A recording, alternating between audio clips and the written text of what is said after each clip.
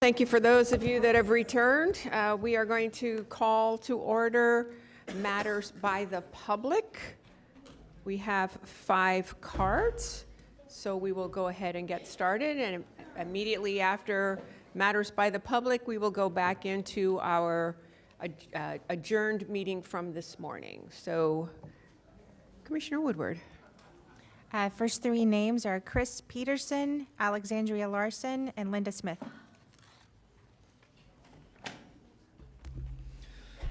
Good afternoon, Mayor, Commissioners. Happy New Year to you, everybody, and congratulations to the 2 folks that aren't here on their election of the Commission. I'm here today in hopes of resolving an issue that Fortify and many of our Palm Beach County borrowers are experiencing here in the county. In April 2023, Palm Beach County brought a civil action against the Florida PACE funding agency, the FPFA, seeking to enjoin FPFA from financing PACE home improvements with property owners in Palm Beach County, unless and until FPFA entered into an interlocal agreement with the county. This is in addition to the Supreme Court action in which Palm Beach County is a claimant. Fortify and Home Run Financing, the companies that finance residential PACE assessments for FPFA, ceased financing assessments in Palm Beach County in 2023. Simultaneously to these actions, Fortify was expending significant resources publicly supporting the passage of SB 770, an overhaul of the Florida PACE statute, including a provision requiring an ILA to operate in any county. Our efforts were successful, and we helped to solidify PACE-related home rule provisions as well as a host of consumer protections. SB 770 was enacted on July 1st, 2024. We understand that home rule and proper ILAs are important for counties who choose to allow PACE. They're also important in our efforts to rebuild a positive long-term relationship with Palm Beach County. Along that line of rebuilding relationships, on November 6, 2024, I met with Palm Beach County staff, including a representative from the county attorney's office, to discuss reauthorizing Fortify and home run financing through an ILA between Palm Beach County and FPFA. During our meeting, it was communicated that the county would not entertain an ILA discussion due to ongoing litigation with the FPFA. As I mentioned, the litigation seeks to have the FPFA stop writing business in Palm Beach County, which occurred in 2023, and to require an ILA for business to recommence, which was the purpose of the meeting. It appears that the litigation is now unnecessary because the business was stopped, and we assisted in passing legislation at the state level that requires ILAs. The county was successful in achieving the objectives of the lawsuit. Also, the executive director of the FPFA, Mike Moran, has resigned effective December 31st, 2024. FPFA legal counsel has reached out on several occasions to try to discuss resolution of the county's lawsuit, but has not yet received a response. Fortify, Home Run, and the FPFA are seeking reauthorization in Palm Beach County through an ILA. Actually have an FPFA executed Palm Beach County ILA with me today. PACE in any jurisdiction works better with all 4 financing providers, as that level of competition promotes lower financing rates, higher service levels, which benefits your residents. We also believe the county's resiliency staff will confirm that historically FPFA's level of property owner satisfaction in response to property owner inquiries warrants inclusion of the FPFA as a choice for PACE financing for Palm Beach County property owners. So I thank you for your time, and I really hope we can explore a resolution to the situation and move forward. So thank you very much. Thank you.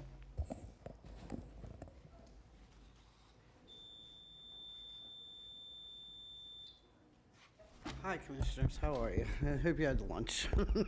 I am concerned about 3 items. 7A1 today is 109 pages. This is matters by the public. This is not the regular agenda. No, I know that. I'm just naming something. I'm just telling you what it's coming up on your agenda. One item is, I'm just going to ask. 7A1 is 109 pages.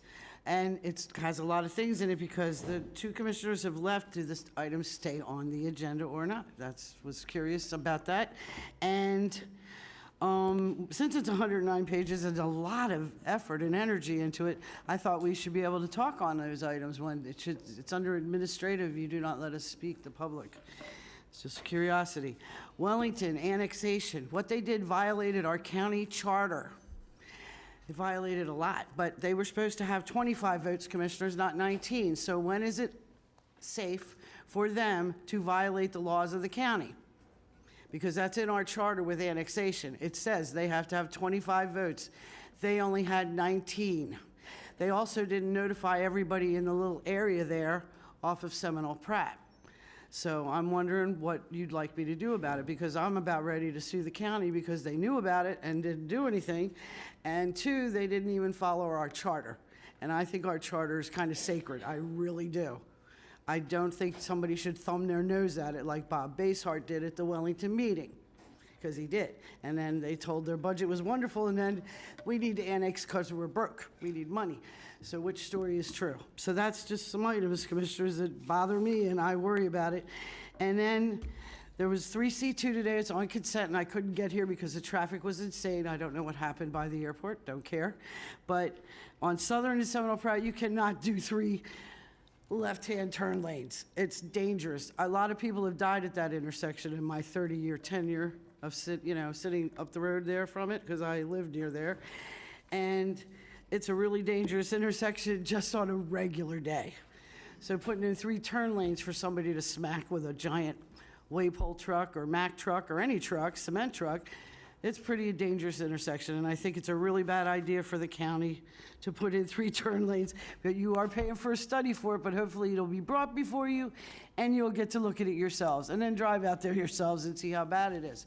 Because the situation is really weird.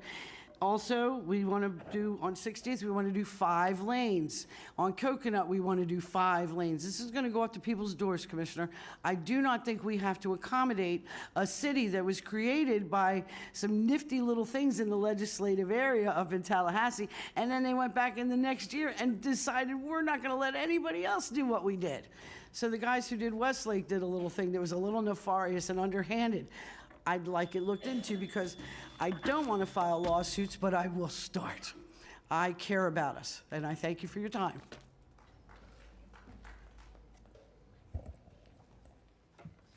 Want to go ahead and call some more names? Yes, Celine Tybalt, Luna Lampert, Aaron Atkis. Oh, Linda Smith, you were called, Linda. Oh, yes, sorry. Linda was already called, thank you. I did 2 names at a time. I bet. I did. Okay, Linda Smith, Jupiter, current Sierra Club, Waxahachie Group Chair. Again, welcome new commissioners, and the Sierra Club looks forward to working with all of you on environmental issues. So let's talk trash. Thank you for putting recycle bins in the courtyard, and thank you for putting more aluminum drinks in your vending machines here in this building. I hope that it is now a countywide policy. Get the statistics from SWA. Recycling aluminum cans is actually a revenue generator.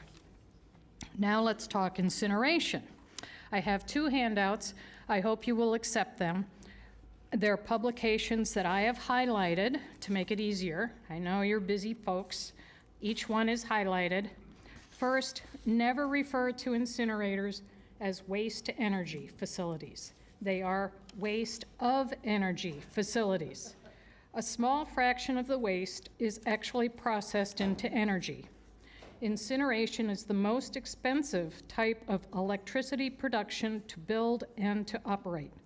No energy company in their right mind would choose trash burning. So ask FP&L. Go ahead, ask them. Would they suggest burning trash? Ted Michaels, in the publications, president of the Trash Incinerator Industries Trade Association, admitted to Congress that incinerators are primarily waste facilities, not power plants. He also admitted that incinerators are more expensive than landfills and dirtier than a coal-fired power plant. So why do it? We don't have to. Next handout, if you had them. West Palm built an incinerator in 2015 for $272 million. You know that. That is 6 times the cost of building a gas-fired power plant. 6 times.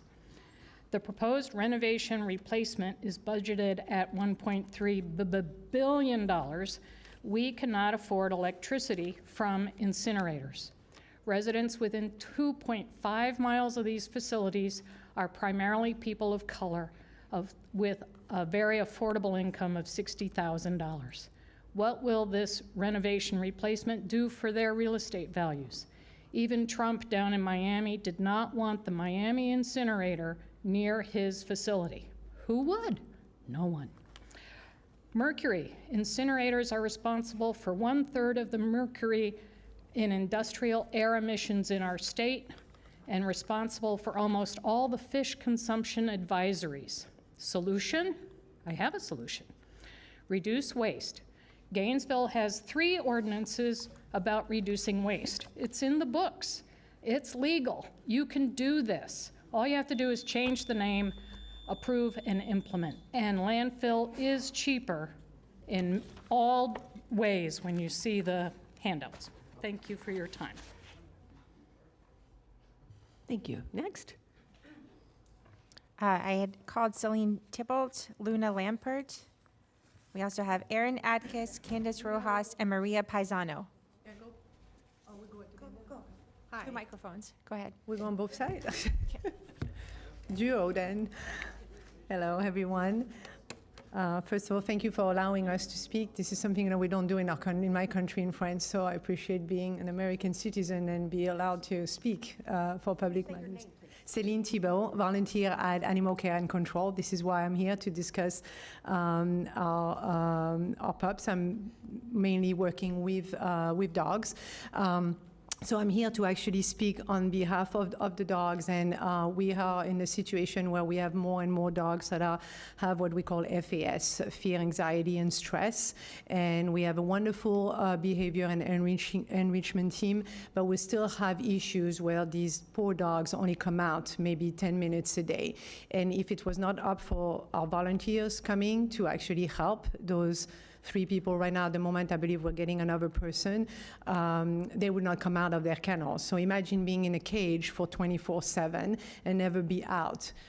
Nobody, no dogs, no human beings could actually bear being in there for so long. So as a result, they experience what we call fear, anxiety, and stress. We give some medication to some of them. And unfortunately, they don't do any better sometimes, or they do better, but then also decline when you're there for a couple of months or so. So what do we need to do? We're asking, for the county to realize that we need more support from a budget point of view. We need more employees because there's 2 kennels, K1 and K2. I go on Sundays, and if I don't wake up and go there, those dogs don't come out. There's actually nobody, no staff will have them out. So we have wonderful techs, they clean the cages, they clean the kennels, but we just don't have anyone taking them out. So they will decline, and then what's the result? We have to euthanize them because they don't do well. So also when I started a year ago, we were talking about changing the perception of animal care and control, changing maybe the name. We are a place where we care for the animals, but everybody says, oh, it's a place where we kill dogs and we kill animals.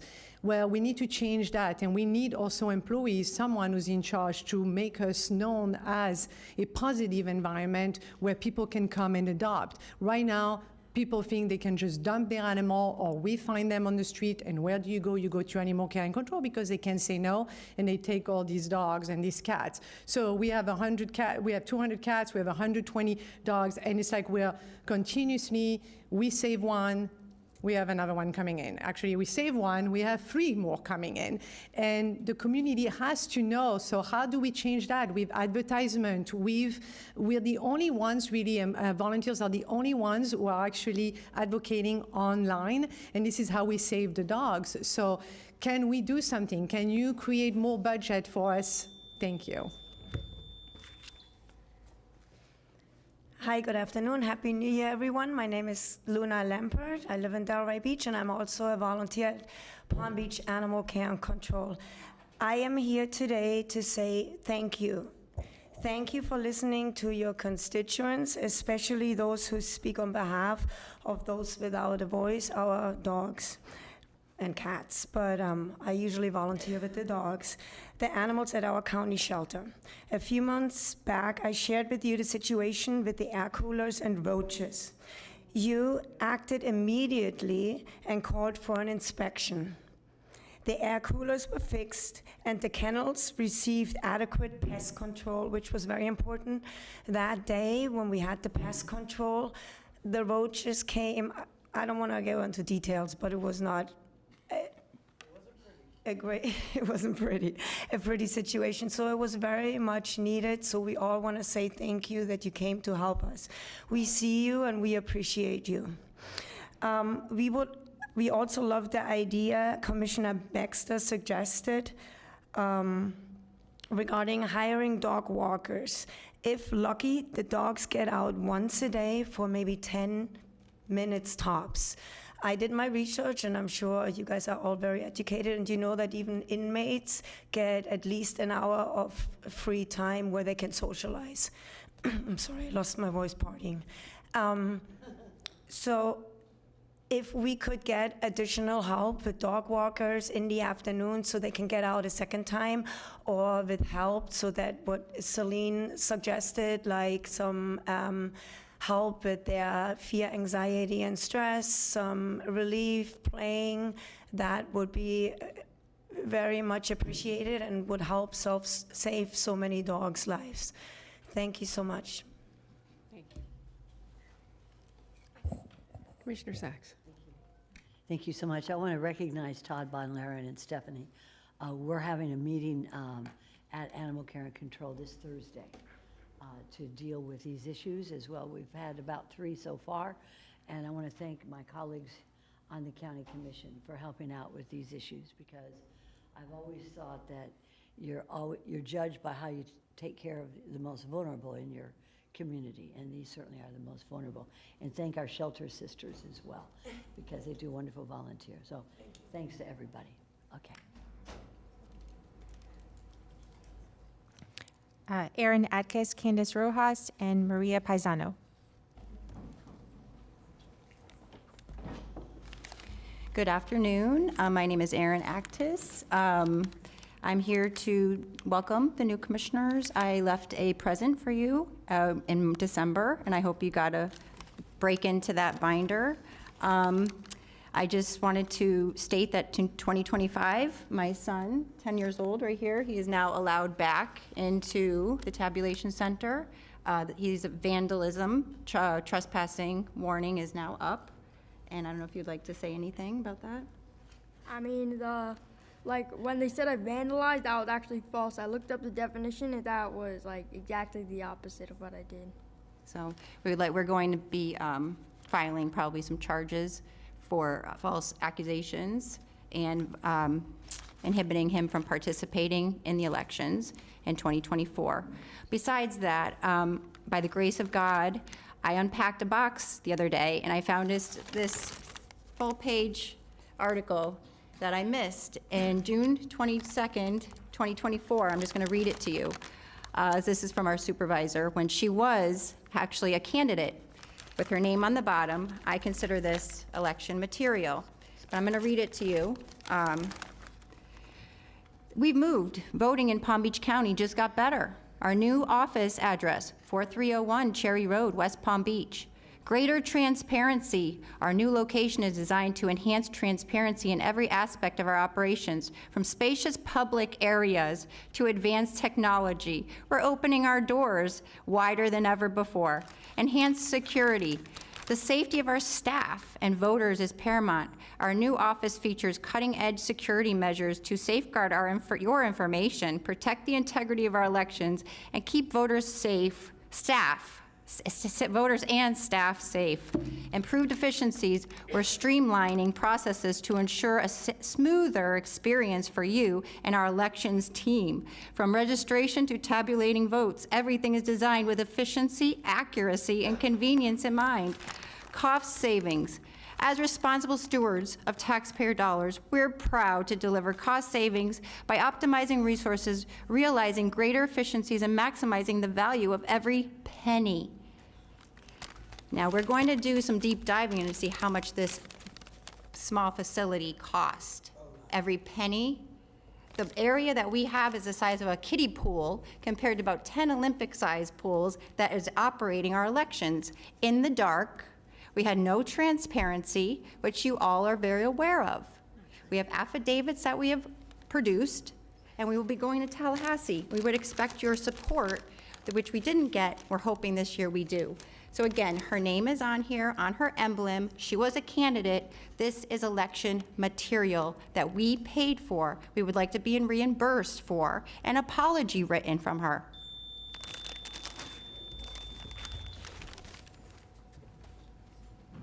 Good afternoon, Palm Beach County Commissioners, and welcome to the new commissioners. My name is Candace Rojas. I'm chairwoman of a very small PAC called the Palm Beach Patriots. So happy New Year. I understand freedom is coming this year, January 20th. Can't be here soon enough. And many of the conservative podcasts that I watch say we must take America back at the local level, which is all of you. The front line is the local level. That means you're our leaders, and as well as the municipalities. So we are going to rely upon you to actually work for we the people, not for yourselves. So everyone must take a stand, and it's going to take courage, and be courageous and bold in order to exercise our legal constitutional authority, and not block freedom of speech, because all these podcasts that have millions of viewers are telling people like me, just regular Joe Blow people, to come and speak, and we should not be silenced. So if we are, I feel like people are gonna get in trouble this year. I don't know. So I just need you guys to know that I have been asking in 2024 about the budget and how we can access the funding to start grand juries for 2025. I've called, emailed, left messages, and I'm trying to begin the process, and I've been completely ignored by many of you because I copy everybody, but I don't get any response. So I was hoping that when I send an email this year, if maybe somebody can respond back, because I understand you guys set the budget and there's money in there for a grand jury. Number two, I just want to reflect on 2024. Our own unconstitutional Palm Beach County Sheriff's Department was hard at work, violating our rights and physically removing soccer moms, children, grandmothers from the public viewing of our elections, which seems very sketchy and strange. So this is the same department that covered up for Epstein crimes and pedophilia and let him out of prison. We need to change this immediately and stop them from weaponizing and intimidating and harassing soccer mothers. That's not acceptable. So we're gonna need your help this year. Next, please be aware that there's committees that are getting together with smart people, not like myself, but way smarter than myself people. They're getting together with Sheriff Mack. He has something called Constitutional Sheriffs and Peace Officers Association to make Palm Beach County a constitutional county. And so I'm actually on that committee learning, and I took training from this organization, and I believe all of you should, because I think you're supposed to be constitutional officers, I believe. At least I know Wendy Link is supposed to be. Everyone who says they're a constitutional officer should be showing their oaths and bonds and getting proper training. Thank you. Okay, hi. Hello, Maria Pisano Palatovis with Sierra Club, Jupiter, Florida. One of the goals of the Sierra Club in Florida has been to reduce the use of single-use plastics. Plastics have a huge impact on the environment. It begins with the source materials that contribute to global warming, and it continues past their useful life when they become trash that will not degrade for thousands of years and contaminates our water supply with forever chemicals. While in the past, recycling has been seen as a possible solution to the problem of plastics in the environment, recent data suggests that to have an impact, we must address production. My request to the Commission is to implement ordinances that affect demand for plastics. By decreasing demand, we will be able to decrease production. Only this decline can have a more immediate and long-lasting effect.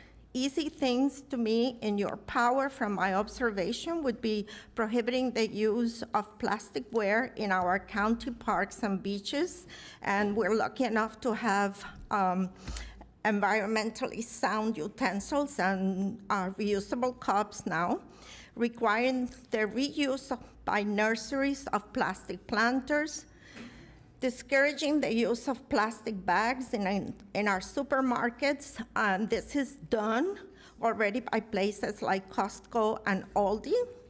assuring the public through media of the safety of our municipal and county potable water supplies, and encouraging the use of this water versus the use of bottled water purchases. And another one would be rejecting the use or sale of plastic barriers, weed barriers in landscaping. Thank you. Do we have any more cards? We have no more cards? Nope, that was it. Okay. So at this time, we are going to end matters by the public, and we are going to bring back our regular agenda. We are actually on item 5B1, which is airports. Do I have a motion for B1, A, and B? You do, Madam Mayor. Second. Is there any discussion? Any cards? No cards. Okay. All in favor? Aye. All opposed? Mayor, may I be recognized, please? Yes. Can we please have the seconder stated for the record, please? Second. Commissioner Woodward. Thank you. All right, so that motion passes 7-0. We're now on to item 5B2, A and B. Do I have a motion and a second? I move to approve 5B to A and B. Second. Any discussion? All those in favor? Aye. Any opposed? See that it carries 7-0. Thank you very much. Do we have any cards on 5C1? Then, Mayor, I would like to make the motion to approve 5C1. Second. We have a motion and a second. We have no cards. Any discussion? All those in favor signify by saying aye. Aye. Any opposed? Motion carries 7-0. Okay, we are now on 5D1, Legislative Affairs. Anybody want to talk? No?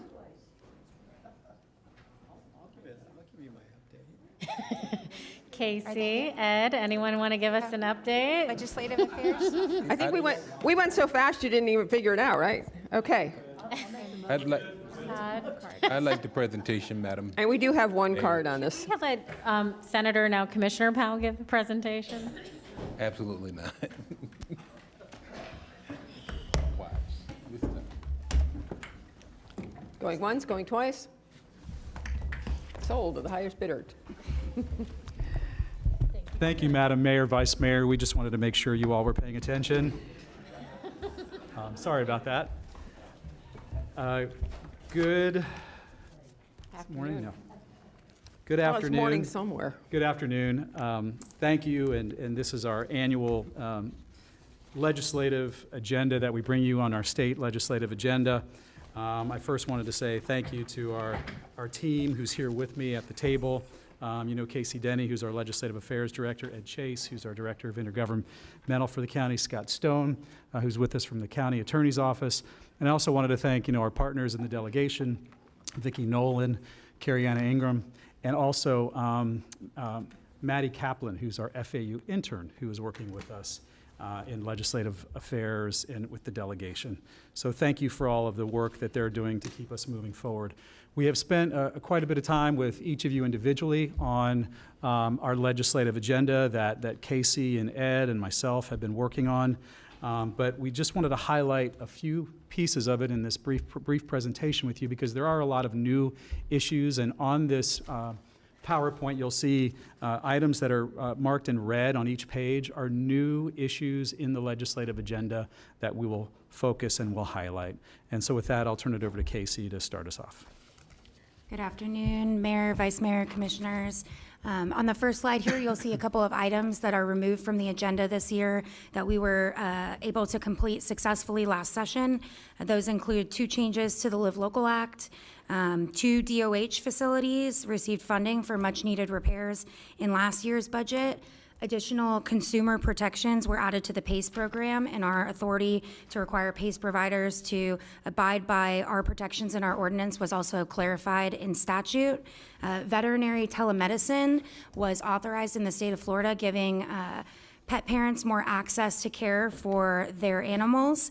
and 2 public records exemptions, one relating to the public records, the personal information of our adopters and fosters of our animals that go through our shelter, as well as shouting out Commissioner Bobby Powell when he was senator, passing the public records exemption for the personal information of county attorneys. Looking forward to new items on the agenda this year under housing and economic development. Number one, a couple of items from our Department of Community Services and Housing and Economic Development. Number one, prohibit mid-lease rent increases on taxpayer-funded units. So the Florida Housing Finance Corporation, they update the program and income rent limits annually for affordable housing units. But sometimes when those announcements are made, those increases can occur during the middle of a lease, thereby raising the rent on an unsuspecting tenant. So we are supporting either legislation or some Florida housing finance rulemaking that would restrict those rent increases based on those program limit increases to only take effect at the time of a lease renewal, not during the middle of a lease.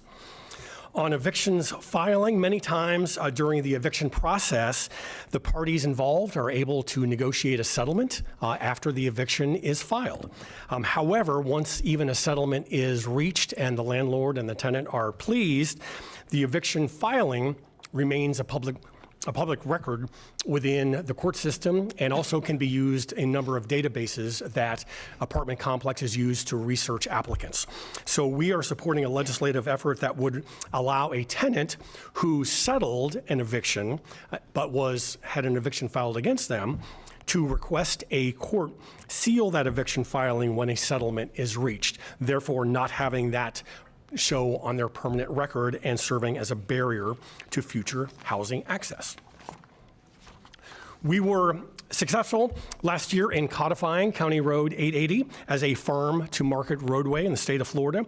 Therefore, we will be watching the legislature to ensure recurring funding for a specific appropriation and the small county outreach program to fund County Road 880 as a farm-to-market road. We were unable to get the individual appropriation through the governor's office, but having this in statute now, thank you, Commissioner Baxter, having this in statute now will guarantee a recurring funding mechanism for County Road 880 and other farm-to-market roads in the state. We also support full funding for Visit Florida and the removal of that agency's sunset provision. Last year, Visit Florida was funded at $80 million, which was $30 million more than it usually was at 50, so we are grateful for that. And we also support continued funding for the Florida Job Growth Grant Fund. The way that we look at it, especially in the Glades area, we are there to support the development of infrastructure and workforce development related to the expansion of economic development in the state of Florida. Substance use and mental health. I know Al Johnson was here earlier today. The State Attorney Addiction Recovery Task Force has informed us that they'll have 2 changes that they're going to be seeking in front of the legislature this year. The first is a glitch bill that removes loopholes in the required certification of recovery residences, which was passed in a bill last year.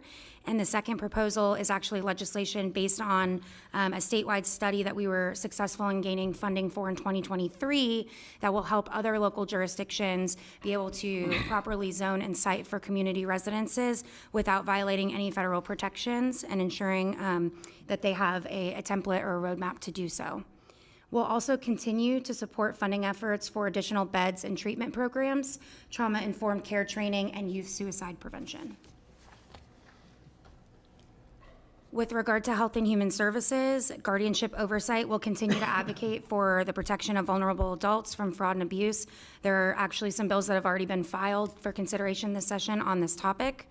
We'll also continue to advocate for funding through the Transportation Disadvantage Program. And you'll see a few new items in this area. The first is related to House Bill 1365 regarding public sleeping and camping.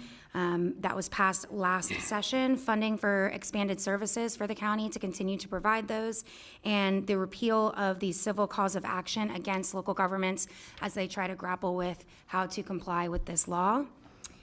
Palm Beach County Department of Health buildings, you'll see the South County Administrative Complex is still up there. We'll still continue to work on gaining funding for the redevelopment of the DOH building there. And 45th Street parking lot repainting and waterproofing is actually a new item that was included in the Department of Health's legislative budget request, a little over $2 million for much needed repairs to the 45th Street facility.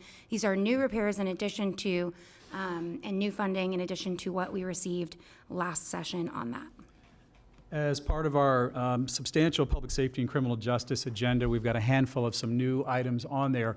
One that actually you helped fund earlier today with a grant for our victims, 5 of our victim advocates. And these are victim advocates that work extremely closely with some very sensitive and high-risk situations. We're looking to provide some public records exemptions from their identities and identifying information just because they are in some compromising situations, and making sure that offenders and other parties are not trying to find that information to get back to them. Likewise, with our assault of code and animal control officers, we see more and more in the field that we're dealing with individuals that feel like it's okay to confront a lot of our officers, and sometimes some very difficult situations. So we're trying to do similar to them with that.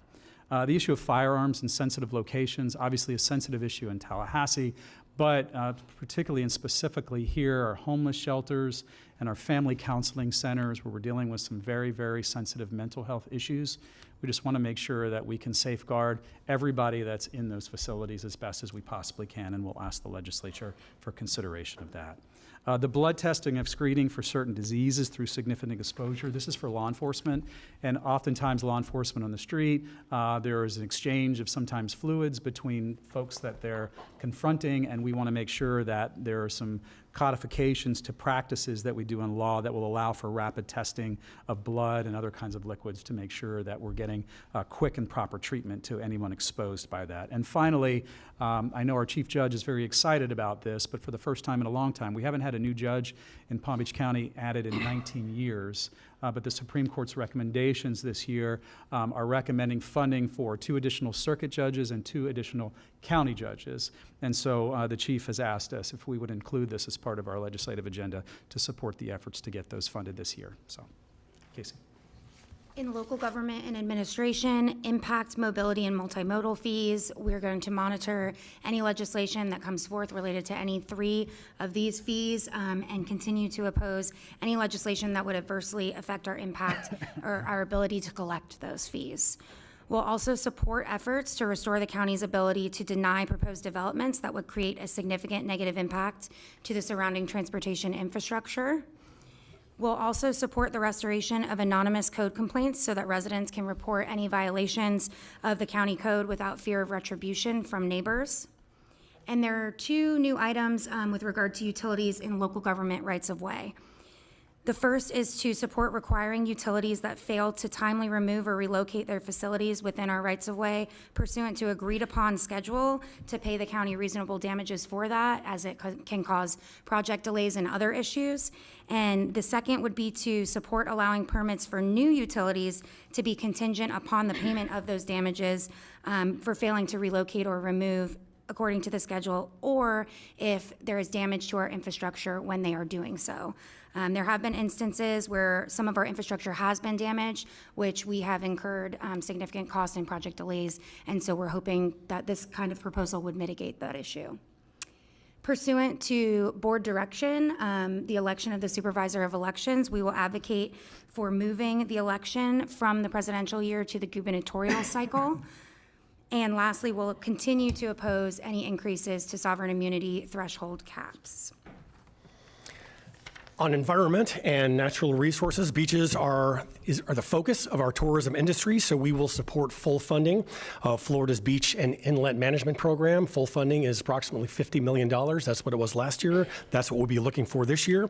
Currently, Palm Beach County has 15 beach-related items on the priority list for a total of $34 million. So we're hoping for at least $50 million to fund as many of those as we can. Floating structures. Floating structures are basically rafts in the intercoastal waterway with no propulsion or steering. Usually they are just moored haphazardly in the intercoastal waterway.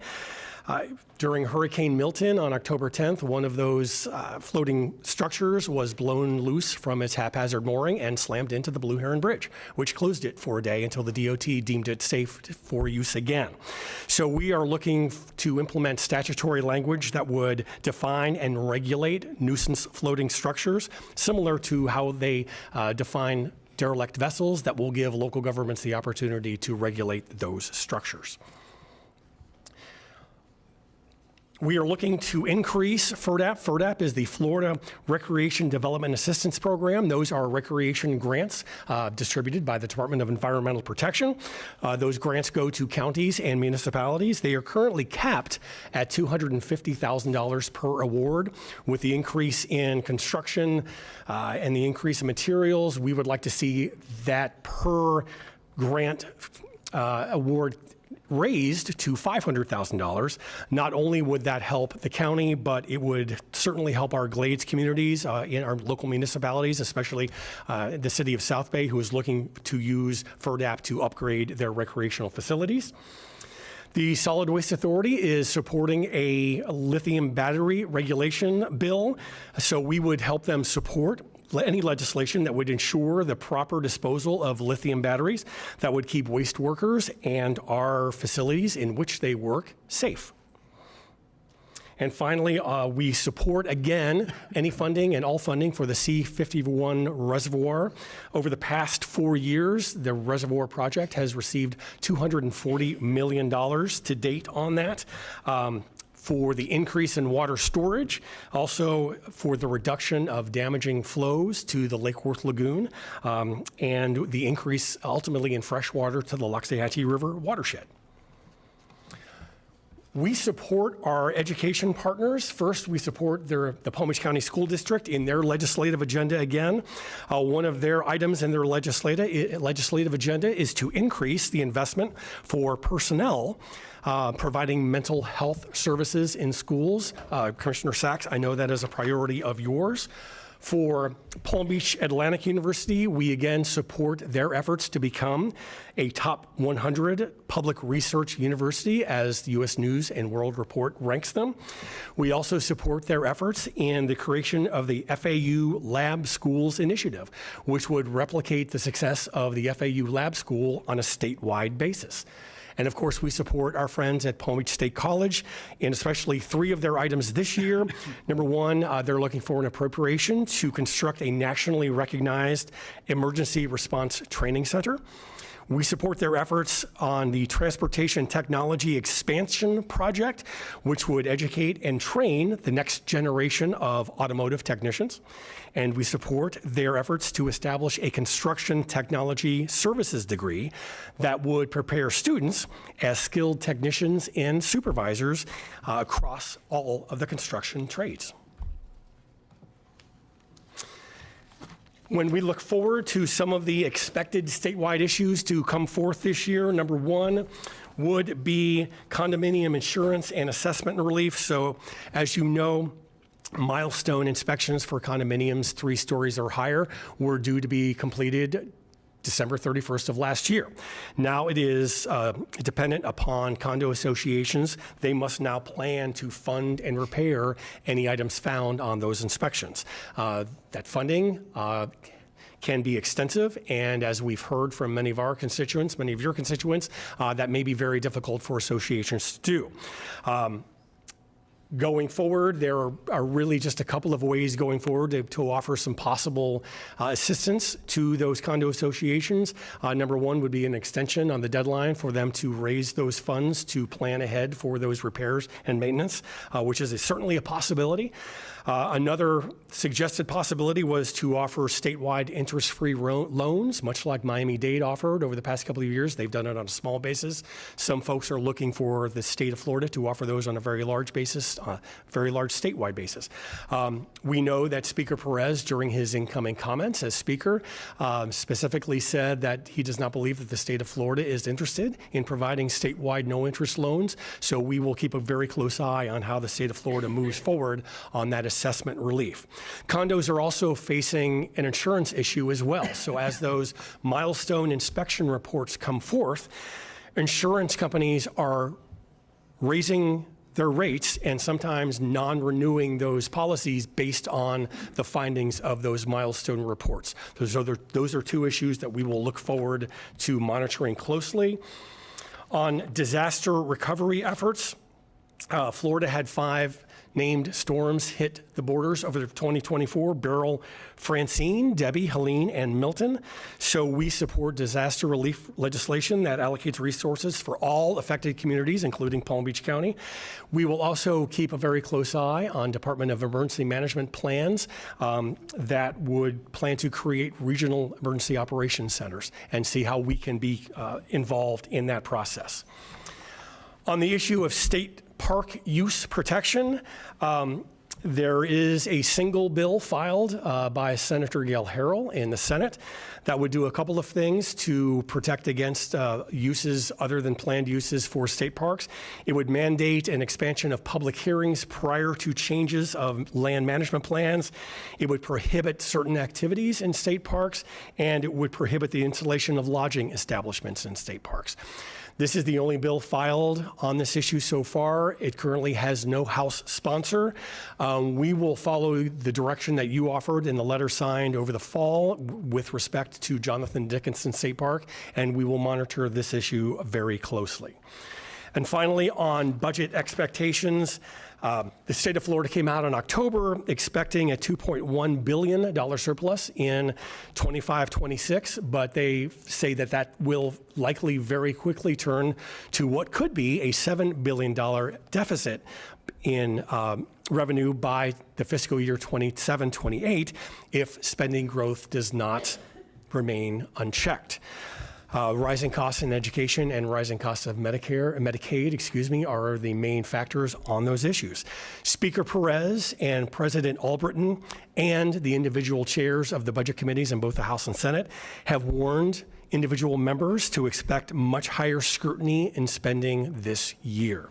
And with that warning, we will move to appropriation requests. Thank you for those rosy expectations, Ed, on what we can expect from the budget in Tallahassee. That being said, we do have a few items that we just wanted to highlight, some existing and some new appropriations. Our fire rescue water vehicles for hazard mitigation that was vetoed last year, we retooled that a little bit, and we're going to try that again this year in working with the governor's office. The George Bush Boulevard Bridge replacement, we're working with engineering right now on estimates for those numbers, and we'll get that to you shortly, but we have a placeholder for that appropriation. Our Murakami Museum Japanese Garden, Emanashidate. I think all of us can use a little Emanashidate every once in a while. This is what's known as the Heavens Bridge in Japan, located in Miyazu Bay, just north of Osaka, and it's part of a project that the Murakami is looking to bring forward. So really exciting stuff going on in some of our gardens. Peanut Island, to continue some of the historic restoration we have there, we're asking for another $2 million, and then some affordable housing, the Patriot pilot program in Palmtran, and then our Restore Reentry program, and then as well as our Lake Worth Lagoon and Locks River requests that we've given for many of the past few years.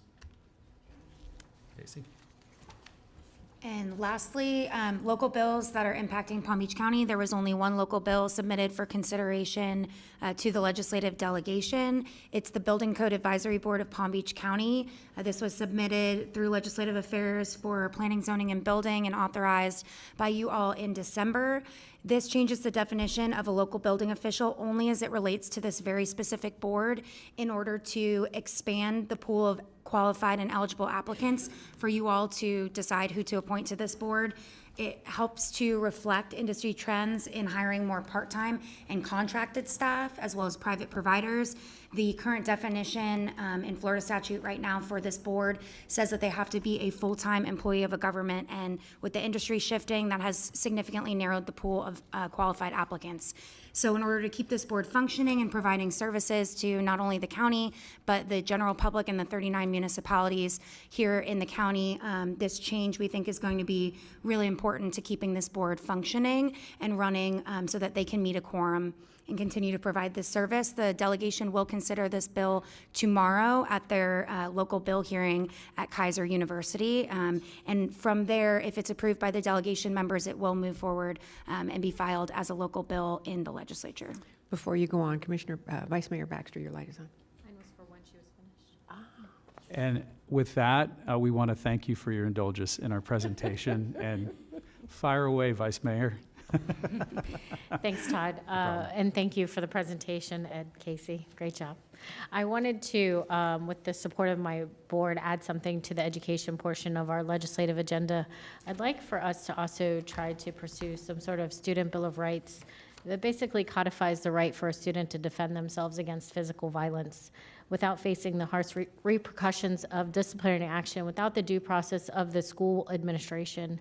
Currently, right now, if a student is being bullied, physically bullied, and somebody defends themselves, they just kick out both students and they don't ask questions. Have a nice day. Well, that ends up on a student's permanent record, and when they go applying for colleges or any further education, it becomes a huge problem. So I would like us to see if there's somewhere where we can work with our legislators to get something to protect them as well. Without objection from the rest of the board, is that okay? And do we have further discussion? Commissioner Flores. I don't know that it's further objection. I just want to get guidance from the school district. I mean, they're the ones that govern this particular issue. I don't know. I don't know. I just a little blindsided, and I guess I'm looking for more information from the school district. Commissioner, we're happy to get together with the school district and come back with a proposal for you on that, and we can bring that back separate if you like, something that's tight and maybe has some language for you if you prefer to do that. That'd be great, but not just for public schools. We're talking Understood. all schools. Got it. Thank you. Understood. Thank you. Any other questions? Commissioner Powell. Thank you, Madam Mayor. This, with regard to Vice Mayor Baxter's request, that is a request, for clarity, that is a request to find out if there's an opportunity for an option to add that as not a directive to add that to the agenda yet, or to the, I'm a little confused. Yeah. Well, whenever things, from my understanding, are on our legislative agenda, we keep an eye on any bills, current bills that would be in the process, and that we would also pursue any sort of language that could help accomplish that goal. So we don't have the details of it or how we would, but just working towards that end goal. Okay. Commissioner Powell, excuse me, but putting that on the agenda would basically give us the option to explore options to find ways to implement that. Perfect. All right, thank you. Yes, we're not going straight up there and saying this is what we want. We're going to do our homework first. Yeah.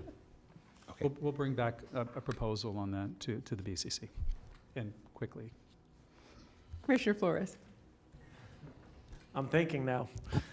So to me, it's worrisome because now we can technically be making retaliation okay. So I don't know if I'm okay with adding this to the agenda just yet. I mean, I want to have further discussion. I don't know what this implies, and I haven't done any research. So I don't know if I'm ready to commit to adding it to our agenda, and I don't know how the rest of the board feels, but I really don't know what this implies. So I guess that's where why I'm being standoffish. Vice Mayor Baxter. I guess I'm trying to understand the objection of my fellow commissioner to some extent. I mean, we are talking about somebody who's being bullied standing up for themselves. I mean, the ability to defend yourself. As an adult, we have laws on the book that say we have the right to defend ourselves if somebody's attacking us.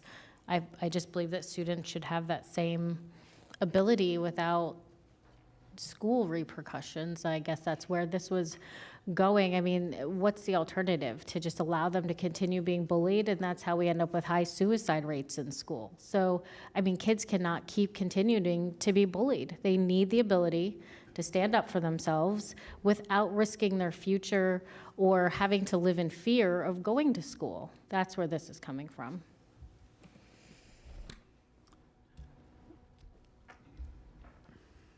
And Mayor, if I may, and historically, when we've had issues that have been brought up during legislative agendas for inclusion in it that have involved some other coordination with other outside agencies and jurisdictions, we've gone back, we've done research, we've brought back standalone issues to the BCC at a later time. I think we can do that pretty quickly with this and bring something back to you in the next, few weeks for your consideration, and we'd still have plenty of time for this to be rolled into the legislative agenda if that would be the wish of the BCC.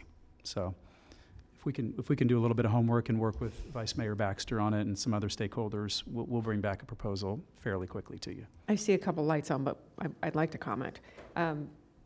Right now, this is just do some research, see what the pros and cons are, do a good idea, a good search of whether this is even doable or not. And then when they find out whether it is or not, you bring it back to us and we will have further discussion. I don't mean to, this is not punting, but this is just Vice Mayor Baxter asking for some more information. And if it is something that's doable, then we will add it to the legislative agenda. Did I get that correct? Yep, we're Okay. clear. I still have lights on. Commissioner Weiss? I certainly appreciate Vice Mayor Baxter's concern about kids being, unfairly, both, it's not right that they have to go, if they go to school, that people bully them, and especially physically to bully them, and that they then get brought into a system. So I certainly understand your concern, so I appreciate that. But I also believe, as you said, bring it back, let's see it, and after the opportunity for the school board or a school district to look at it as well, as we get everybody's voice and then understand if it's something. So I appreciate you bringing it up. Commissioner Powell? Thank you, Madam Mayor. My concern, similar to Commissioner Flores, I don't know if, being a member of the legislature, we've had legislation that we've pushed in terms of trying to, even last year, I tried to create opportunities where if there are extremely violent students, we tried to create a pilot program to create school mentors and things like that. I don't want to create an environment where we're teaching kids to retaliate or to fight back or to stand your ground in the school system. That school goes from pre-K, where my daughter is right now, to seniors in high school. That's a big gap. At this age, I tell my daughter, if somebody's messing with you, tell the teacher, right? Somebody hits you, tell the teacher, and then if the teacher doesn't do anything, tell me or in-house general counsel, that's my wife, right? We'll get to the bottom of it, somebody might, one way or another. So I appreciate the opportunity to explore this, but I can distinctly remember when I was in school that we were told to keep your hands, feet, and all other objects to yourselves. Now, I will admit that maybe in elementary school, if somebody's child hit me, they might have got hit back. But, I mean, when I was in elementary school, the police were not in elementary school. They were not in every school.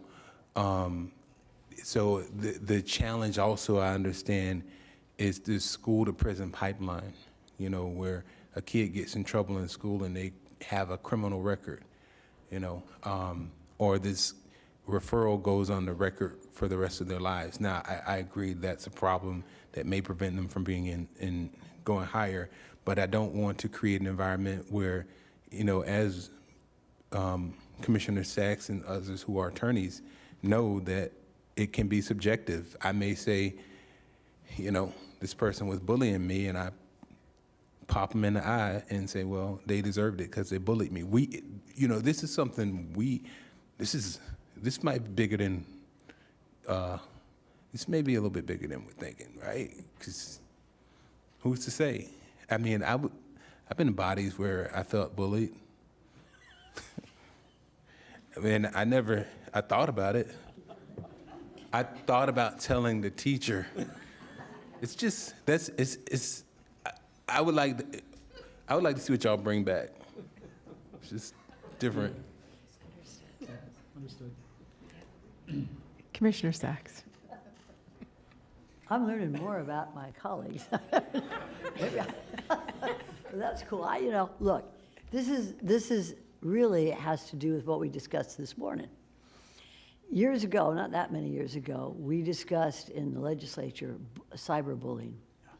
We have a whole little state law about bullying, and it's particularly online bullying, which sometimes hurts more than a sock in the eye, Not that that ever happened, but so I think what we will do with the use of our county attorney's office is to look at the laws, and this is good discussion. This is what we're talking about today, mental health. Look at the state law as it is today with regard to the consequences to online bullying. And this even takes place outside of the school's jurisdiction.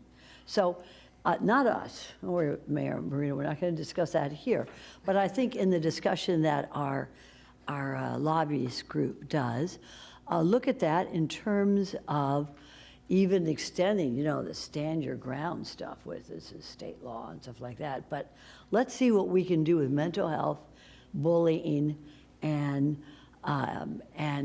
victims of bullying in our schools. I think it's a good discussion to have, and it's a good review for our administration, or school administration to have, because that can be very serious.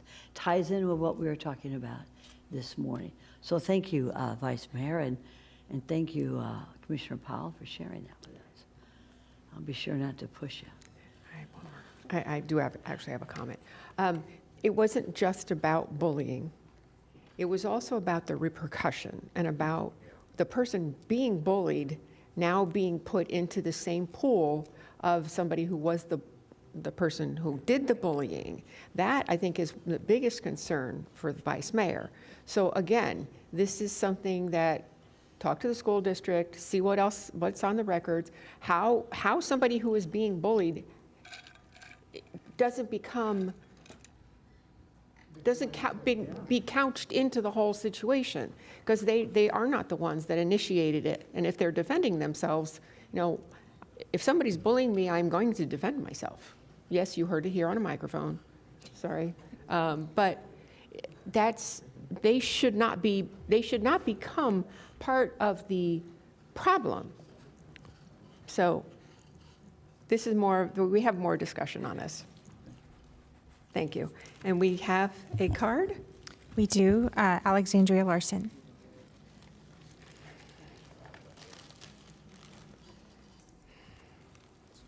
I appreciate getting a copy of this today. It really helps. One thing I think you all ought to be really seriously looking at, reclaimed water is a double-edged sword, because there are forever chemicals that we're reading about right now, and I don't think reclaimed water is the answer.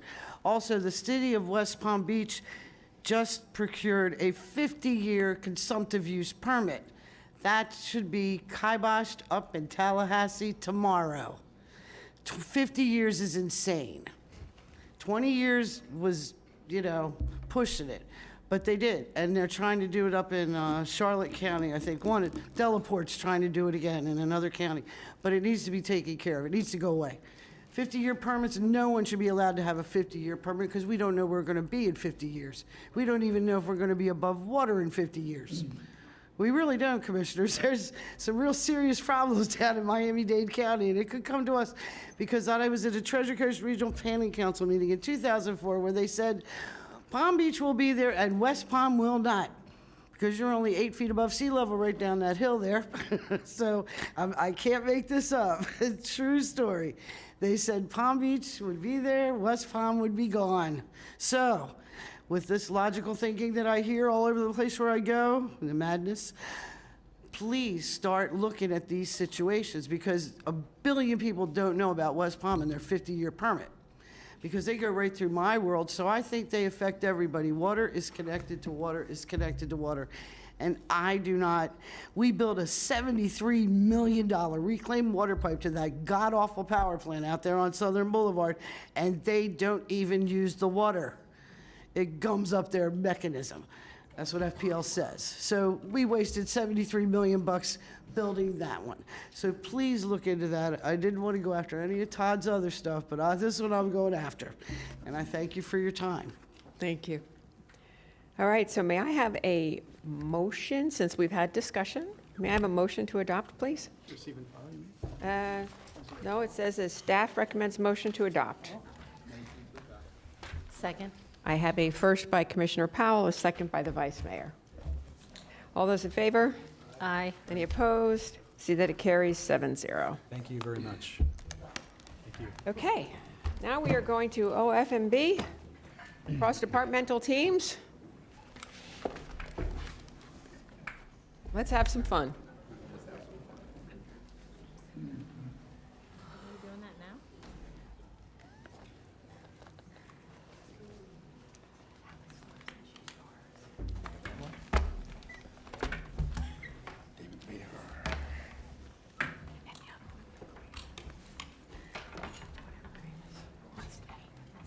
Ready? Yes, Good thank you. afternoon. Sherry Brown, Director of OFMB. I have Keith Cleescale, David Behar from the County Attorney's Office, Marcella Millette from OFMB.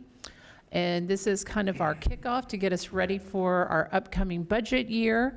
So we have 3 of our cross-departmental teams that will present today. I'm going to let Keith just kind of remind everybody what our 7 strategic priorities are, which is what our teams are based on.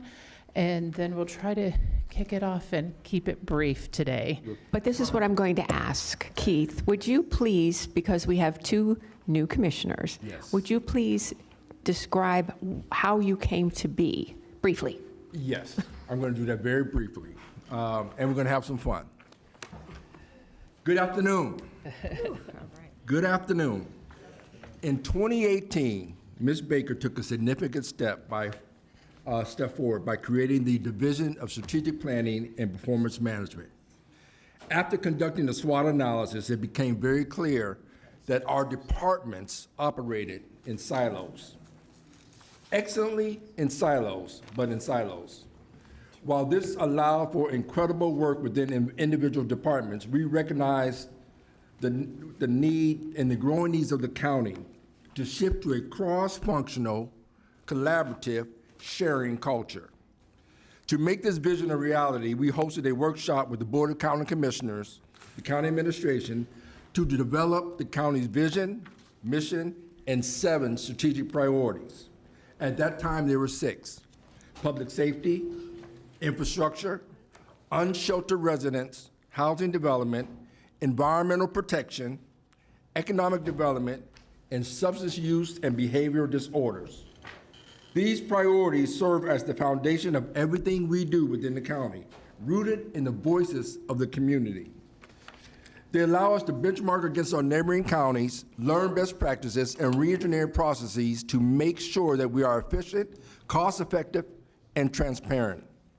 Through this framework that you're looking at right now, we encourage innovative, out-of-the-box thinking that helps us deliver better services to our residents. To achieve the goals of these priorities, we created cross-departmental teams, breaking down silos. Facilitated by myself and my senior analyst, Marcella, these teams work collaboratively to tackle challenges from multiple perspectives, ensuring we approach issues like homelessness, economic development, environmental protection with well-rounded solutions. These cross-functional teams process the cross-functional process fosters trust, confidence in government, making it clear that we are working with the purpose and accountability. Let me break down the mission. Our mission is to drive a continuous improvement culture of excellence that achieves a measurably high level of public satisfaction. So what does that mean? Improvement means setting ambitious goals and striving to meet them. Excellence requires benchmarking and setting high standards, and measurably ensures we use data to track progress and adjust where needed. Public satisfaction reminds us that we do this for the residents.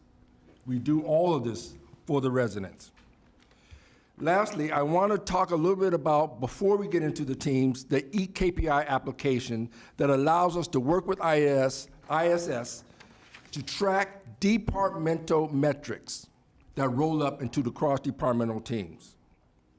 Also, in the fall of 2023, County Administration requested strategic planning and performance management to conduct a countywide resident opinion survey.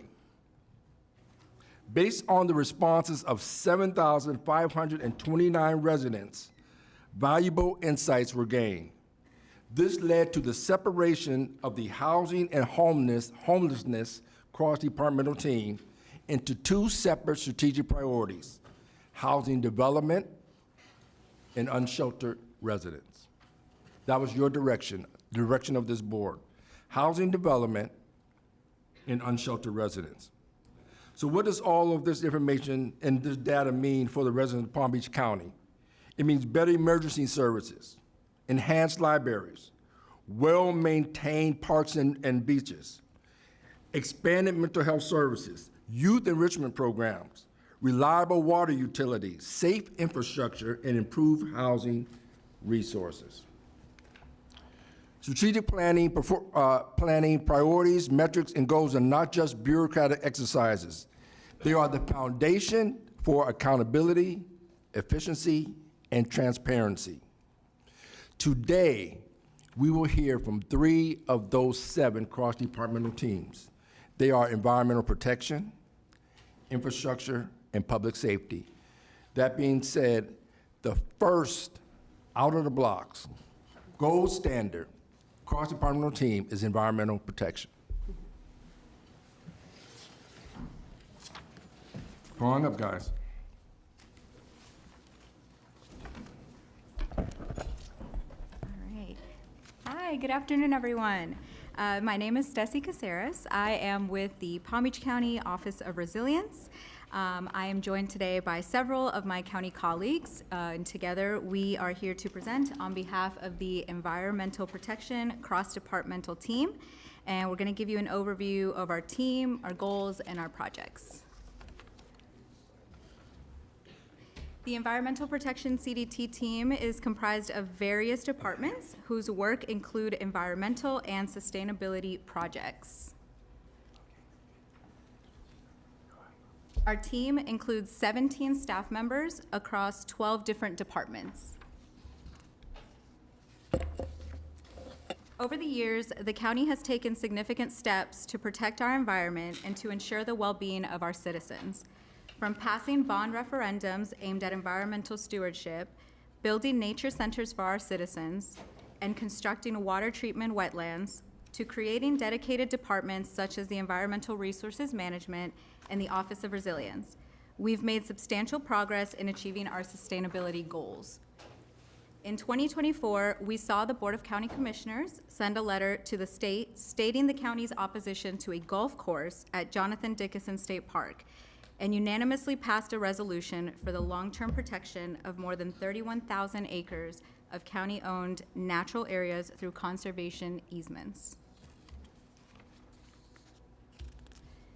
Our 6 goals are to promote healthy and vibrant beaches, maintain diverse and resilient ecosystems, protect and support human health, safety, water quality, and quality of life, ensure a positive experience for residents and visitors, promote sustainable and resilient practices and principles, and preserve and enhance our thriving agriculture. With that, I'll pass it over to Matt King from Environmental Resources Management to cover Goal 1. Thank you, Stacey. Beaches are critically important to our county as a source of economic activity and biodiversity. But ever more importantly, beaches play a fundamental role in climate hazard mitigation. It is vital to keep our beaches in the best possible conditions. In fiscal year 24, placed 1.4 million cubic yards of sand on the county beaches. The county continues to exceed the goal of greater than 1 million cubic yards of sand on average over an 11-year period. and we have over 7 major nourishment projects planned over the next 3 years. Between the beach renourishment and dune restoration projects, the county spent $5.89 million in fiscal year '24, with all of the funds coming from the Tourist Development Council bed tax dollars. Also in fiscal year '24, 97% of properties were in compliance with sea turtle lighting ordinance. Staff received an unusually high amount of sea turtle lighting applications for new lighting installations this past summer and worked diligently with property owners to achieve compliance. Beaches are a key economic engine for Palm Beach County. According to a 2024 study, for every $1 spent on beach nourishment annually, beach tourists generate about $3,000 in economic output, $1,400 in direct spending, and $200 in taxes. This chart shows the amount of sand placed on county beaches over the past 5 fiscal years, with this year's 1.4 million cubic yards of sand only 0.1 million less than last year's record-setting amount. Next up is William Nguyen from the Office of Community Revitalization to cover Goal 2. Thanks, Matt. Goal 2 focuses on maintaining diverse and resilient ecosystems. When we use the word resilient, we mean that they are healthy enough to recover from natural and human-caused disturbances.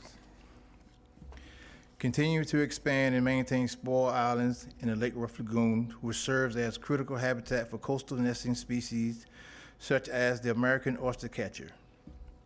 Fiscal year '24 marked the completion of Tarpon Cove, a 46-acre island archipelago built over a former dredge hole located on the west side of the Lake Worth Lagoon, south of Okeechobee Boulevard. In fiscal year '24, there were 4 nesting pairs of American oystercatchers that fledged 3 chicks, which is down 1 from fiscal year '23. However, more juvenile birds have been seen visiting the island, so there is hope for increasing nesting for this year. In addition, an additional 60 acres of conservation land was purchased in the northern part of the county around the Indiantown Road and Beeline Highway area using American Rescue Plan funds.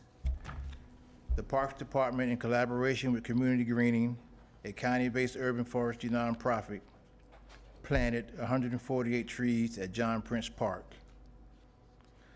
Parks also continue to work on their inventory as part of their regreening master plan, providing additional wildlife habitat on park lands.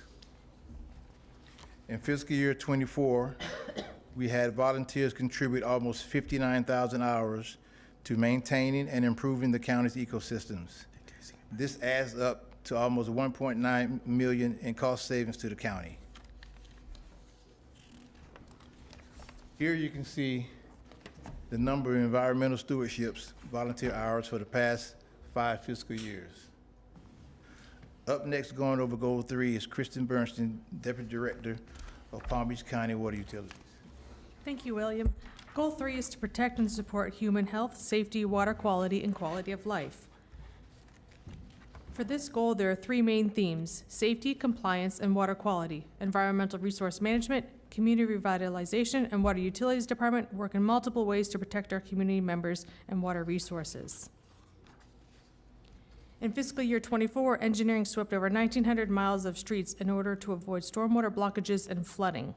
Up next is Jamie Basso with Palm Beach County Libraries, who will cover Goal 4.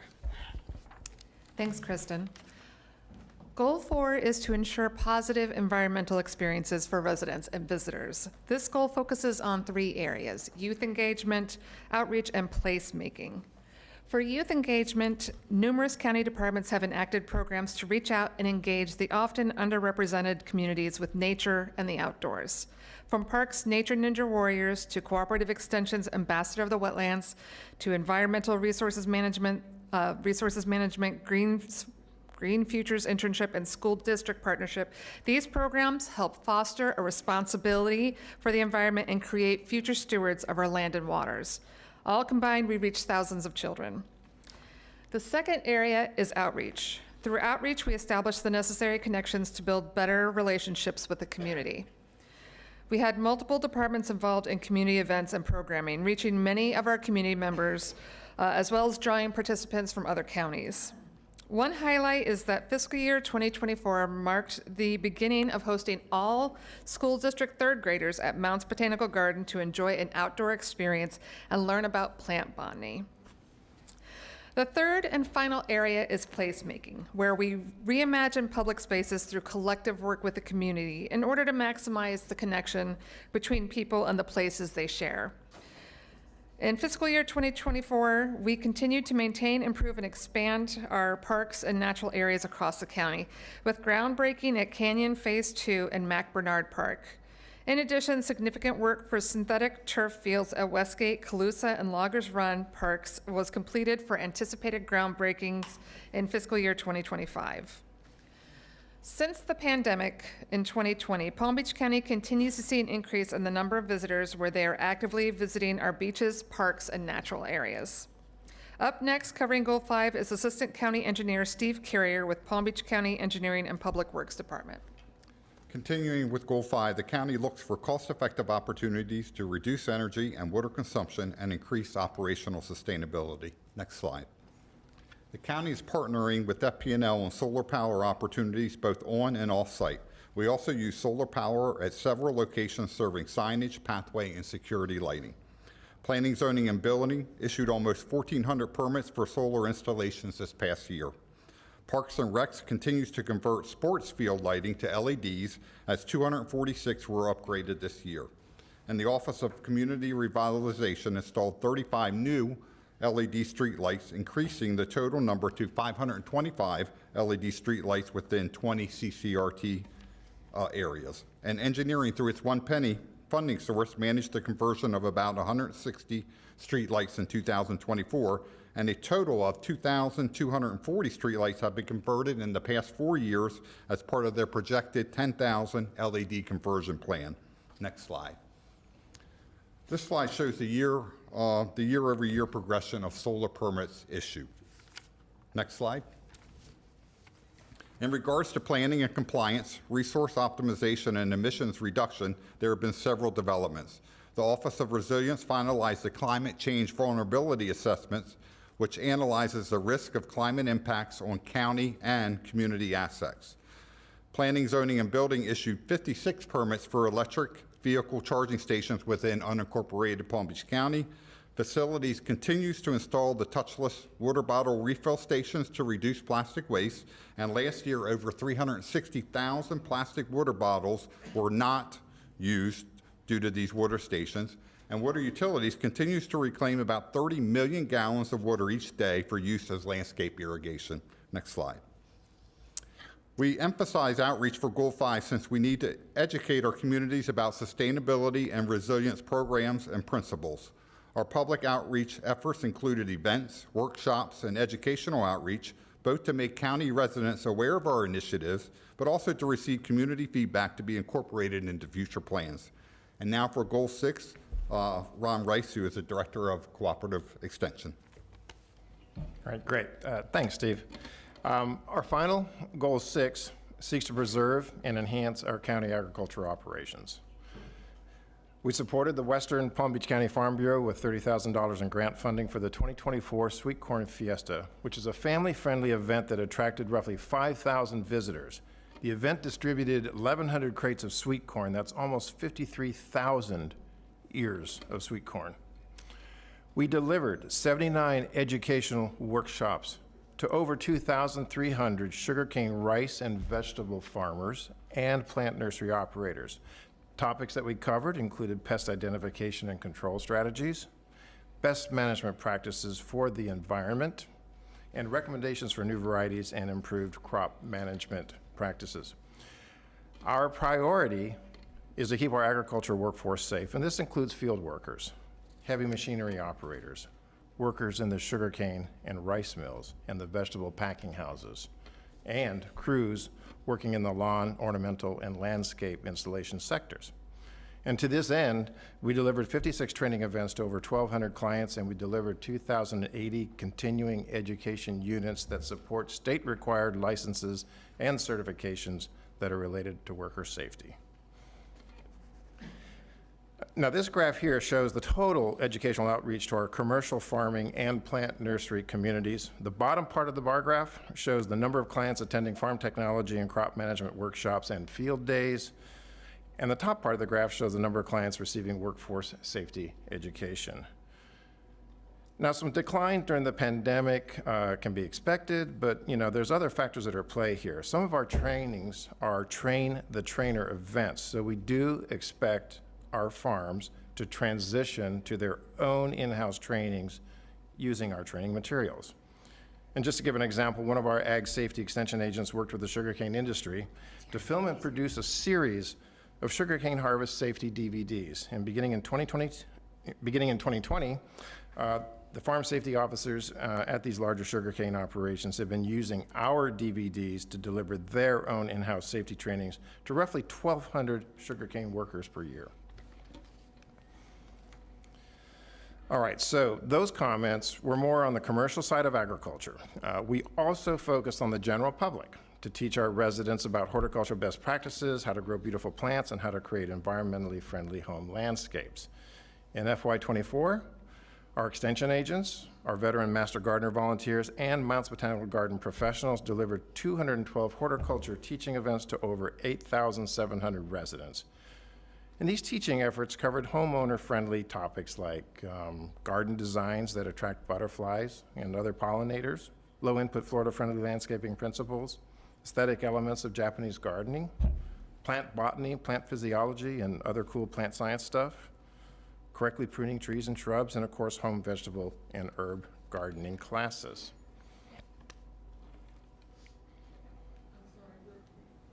We're all laughing a little bit because we saw the line on that said weed ID. Weed ID. So, Okay, so I see where you're at there, defining that particular. Everybody's mind. we all started laughing a little, so I didn't want you to think that we were not listening to you, but we just sort of thought that was a little funny. I appreciate that humor. I like that. So, next slide, please. Okay. Just some more visuals, just to highlight our urban hort education activities, and just to show that we're definitely a kid-friendly cross-department team. No weed. And next, Tammy Burton with Parks and Rec will wrap up our presentation. Thank you, Ron. This slide shows some ways that you can get involved in your local natural areas and communities. There are many events that parks and libraries have hosted this fiscal year to celebrate Earth Day and other environmental initiatives. In addition to parks and libraries, and Mounts Botanical Garden also host environmental events for the public. The county also offers many ways to volunteer with multiple department and environmental projects. Check department websites for upcoming opportunities and more information. As we begin fiscal year 2025, our team is excited to continue to protect the environment through our cross-departmental collaborations. We want to close our presentation with a short video that captures the heart and soul of our environmental protection cross-departmental team. It's our mission to protect habitats and ecosystems in Palm Beach County, since many of our dear friends cannot speak for themselves.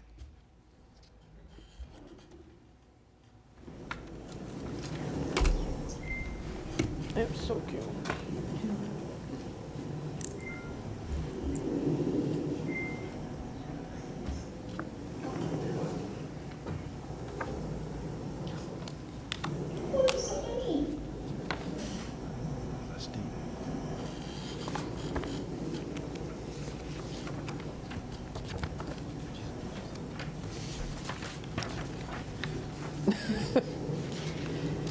Weed ID.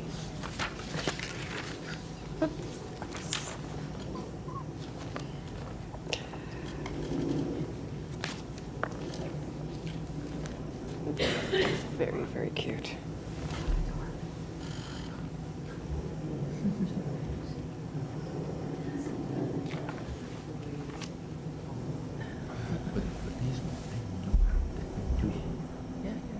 Really, I just want to pick them up and put them in the water. Yeah. The tortoise and the hare. Speaking for our entire environmental protection team, I want to thank you for your time, attention, and continued support for environmental preservation in Palm Beach County. If you have any comments or questions, we'll do our best to answer them. Thank you. Thank you. Very good. And I see no lights on, so why don't we move on to the next one? Infrastructure Cross-departmental team.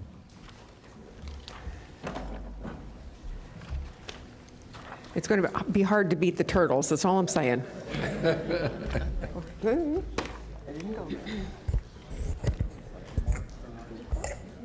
good?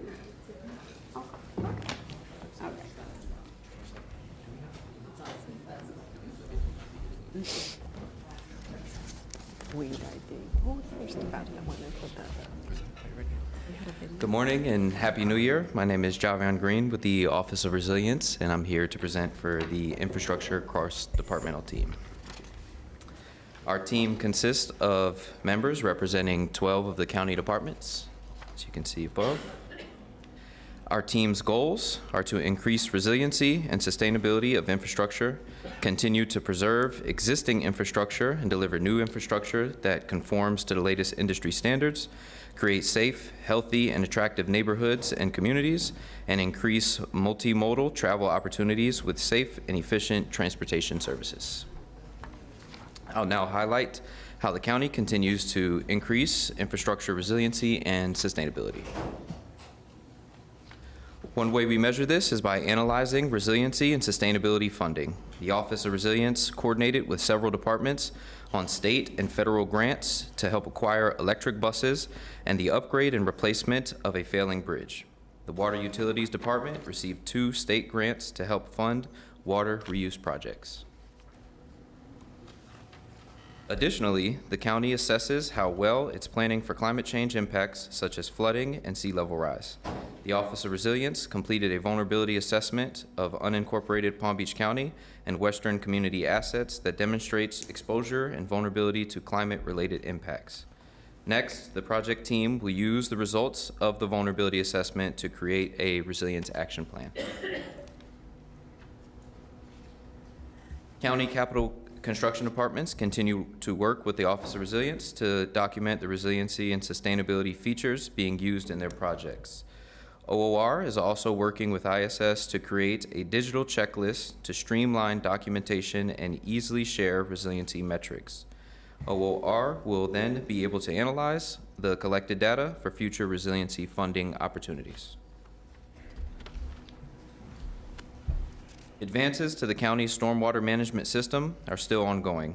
Engineering and Public Works is completing its stormwater GIS study to help with planning and management. The final map is expected to be published this year.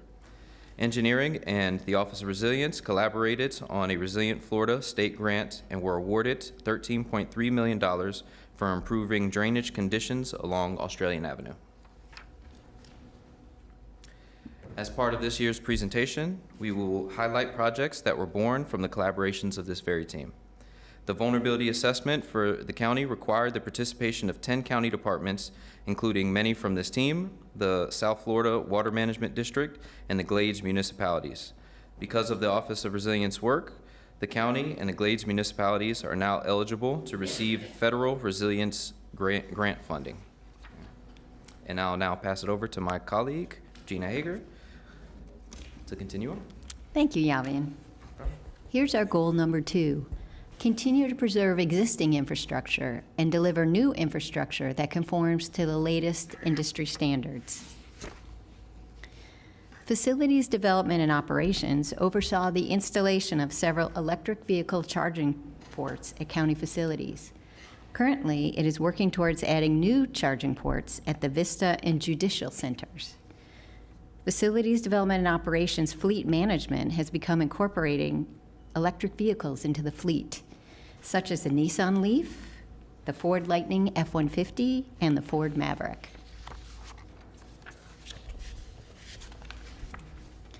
Facilities Development and Operations remains dedicated to ensuring county facilities stay operational with routine preventative maintenance measures. Facilities Development and Operations also oversees the planning, designing, and construction of many projects throughout the county. Renovations are occurring at the detention center facilities and Roger Dean Chevrolet Stadium. Brand new facilities coming on board include a Palm Beach County Sheriff's Office substation and marine unit for District 1, Fire Rescue Station number 49, located at the southwest corner of Lyons Road and Flavor Picked Road, reaching our western communities, and a mosquito control complex. The highly anticipated Canyon Branch Library is currently being stocked with books, movies, and lots of other fun materials to explore. The new branch will provide plenty of meeting spaces for the public to use, and even an outdoor plaza for some al fresco reading. Staff is very excited to host the ribbon cutting and being open to the public this January 11th. Engineering and Public Works' 5-year road program has delivered upgrades to numerous county roads and bridges. Construction has been completed on Lyons Road from the L38 Canal to Atlantic Avenue, as well as bridge replacements on Palmetto Park Road and 6th Avenue South, which reopened to the public in October. These improvements are needed to ensure county infrastructure continues to provide safe and efficient roadways to the public.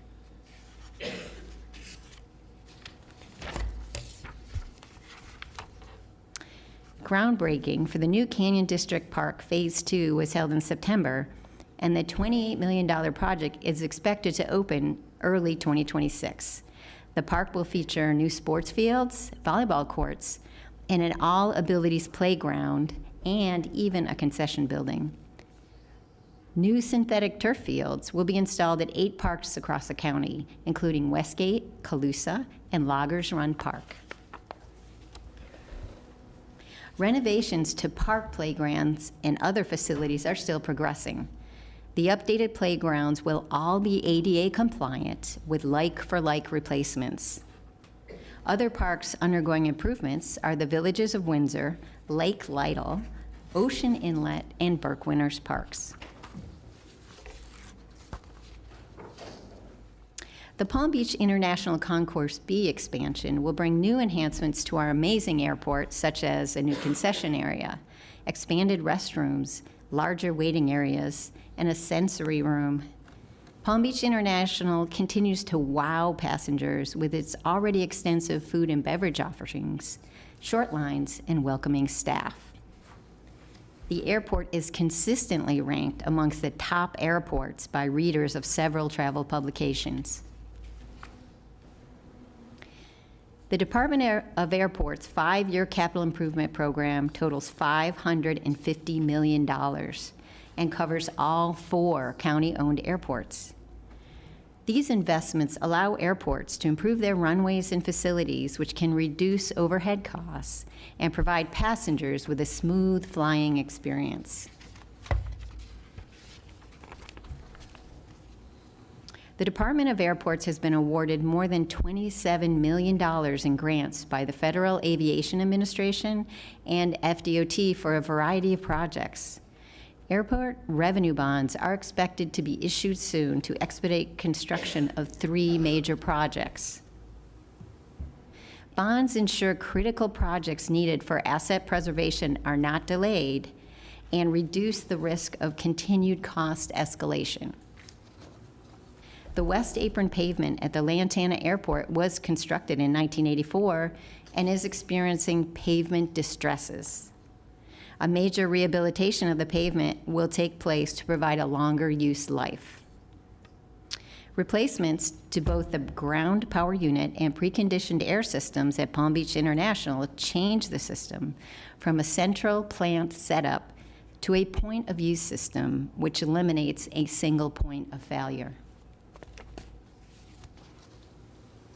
Palm Beach International is undergoing even more projects, including replacements to the 4th floor terminal roof and improvements to the central airfield.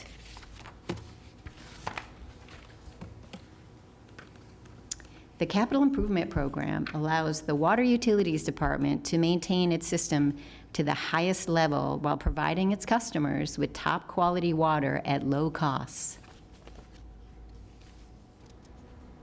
Staying with our focus on collaborations, delivery of station number 40 marked a multi-year effort to improve fire rescue response time west of the northern limits of Boynton Beach. The existing drainage basin was completely relocated and restored within the site in coordination with engineering and public works to support the station's design and functionality. The 50th Palm Beach County Fire Rescue Station was placed into service in March of 2024.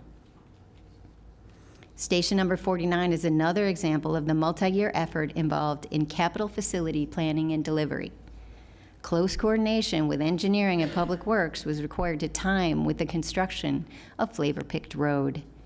Construction was continuous throughout 2024, and the opening of this more than $18 million capital investment is on target for the spring of 2025.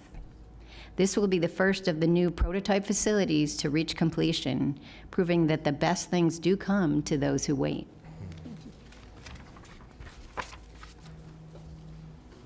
The Office of Community Revitalization is transforming neighborhoods into safer, healthier, and more vibrant spaces. A prime example is the redevelopment of the Lake Worth West Community Center, where OCR has been collaborating with Facilities Development and Operations to build a 3,000 square foot facility to better serve the community. The Office of Community Revitalization has also partnered with the Parks and Rec Department to invest nearly $1.5 million in park improvements across several CCRT areas. Groundbreaking commenced on March 14th of 2024 for the construction of the Neighborhood Center at Mac Bernard Neighborhood Center. The 11,000 square foot building will include space for pre-K services, as well as educational space for art, music, and other activities. Construction is expected to be substantially completed by mid-2025. These joint efforts are creating spaces where residents can connect, play, and thrive. Goal 3 is to create safe, healthy, and attractive neighborhoods and communities.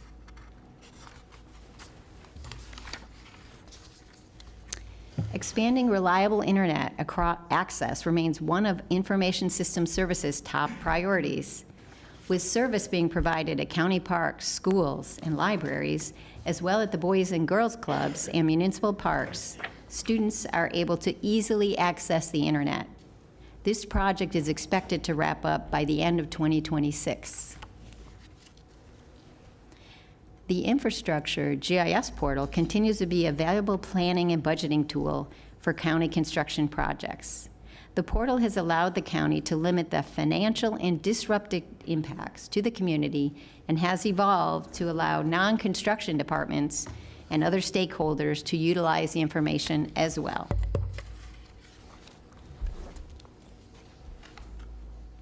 Office of Community Revitalization is driving progress to create safer, healthier, and more vibrant neighborhoods by addressing critical infrastructure needs across CCRT areas.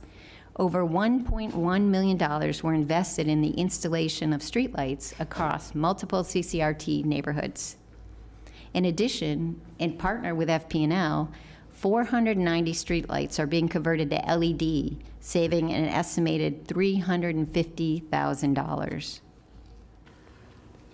Over $500,000 was invested to install 85 speed humps to reduce traffic speeds and protect pedestrians, with plans for more in 6 additional neighborhoods.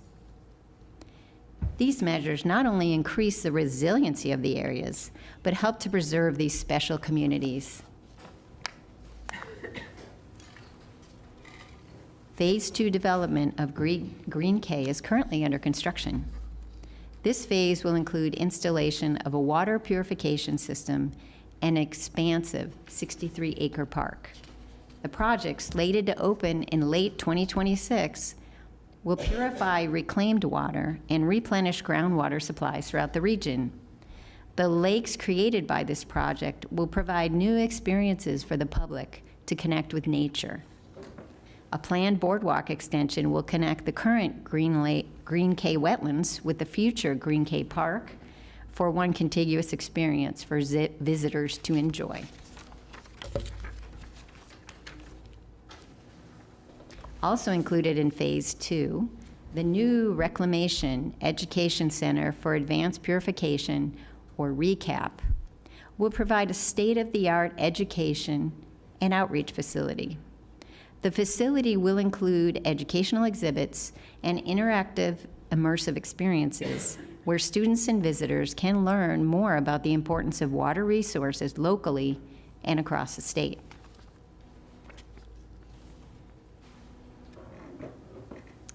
National associations continue to recognize the Water Utilities Department for its outstanding service in the industry. Additionally, the Water Utilities Department is still the first water utility in North America to receive the International Organization for Standardization 55001 and was recertified in 2024.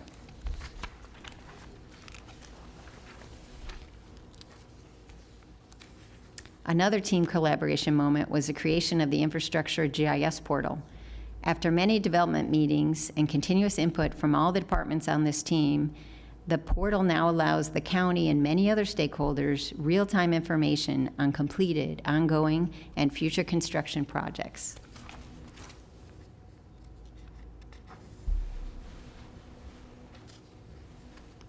Due to the Water Utilities and Parks Department collaboration, $12.1 million have been allocated for the design and conversion of septic systems associated with public restrooms with either a gravity or a low-pressure sewer system at several county parks. Many of these existing septic systems are over 30 years old and have experienced recent failures. These conversions are also being performed to address countywide resiliency efforts and improve overall water quality. Additionally, the Water Utilities and Parks Department have partnered to provide a new park next to Green Cay Nature Center. The park will feature walking trails, restrooms, and a new playground. Now I'll turn it over to my teammate, Yash Nagal with Palm Tran. Good afternoon, Madam Mayor, Vice Mayor, Commissioners, Madam Administrator. My name is Yash Nagal. I'm the Director of Transit Planning for Palm Tran, and I'm going to present our goal for increasing multimodal travel opportunities with safe and efficient transportation services. So when we talk about multimodal services, two of the ones that come to mind are the traffic congestion, so the cars on the street, and bikes. Engineering received a federal grant to create a safety action plan to identify projects that can enhance the safety of the county's transportation system for vehicles, bicycles, and pedestrians. The county also received funding to design and construct an adaptive traffic control system on Okeechobee Boulevard from I-95 to Flagler Drive. The system will help to manage traffic along this busy corridor. Now, jumping into my favorite topic, the buses. Two of the things that really talk to the success of public transportation and our systems are ridership and on-time performance. Ridership, of course, being the usage that you get out of your system, and on-time performance being the adherence of the schedule. So if someone's waiting for the bus, our goal obviously is to get the bus there when we promise the bus to get there. That's kind of how we calculate on-time performance. So since 2018, that's when we began our route performance maximization initiative. We've been slowly moving our system from a coverage-oriented system towards a ridership-oriented system, which is really trying to get more efficiency out of the system is what that means. And we've also been trying to improve our on-time performance. So in the past year, we've seen our on-time performance really go up, with the highest being about 85%, which is industry-wide really high. And then in terms of ridership, compared to last year, this year we've had 8.5 million passengers throughout the year, and last year we had 7.4. So it's a really high increase from the last fiscal year. And also we've had particular routes where we did a lot of system restructures and made them more ridership oriented, which have increased ridership on those specific routes ranging from 7 to 42%. What that really means is some routes increased, ridership increase up to 7%, but there were others that had ridership increases up over 42%. And then before we jump into this, I also want to make another point. On an average day, what the 8.5 million passengers throughout a year, what that really translates to is on a weekday, that's about 28,000 passengers that we get. And what we like to think of that as is if you consider a person going someplace and coming back. So we try to think of that as 14,000 people that are traveling through that day. So that's 14,000 cars that are not, 14,000 less cars on the street. So we're trying to help congestion through that factor too, and highlighting the importance of public transportation. Jumping into some of the exciting projects that we've had at Palm Trend in the past year. Number one, I want to highlight the bus stop accessibility study and transition plan.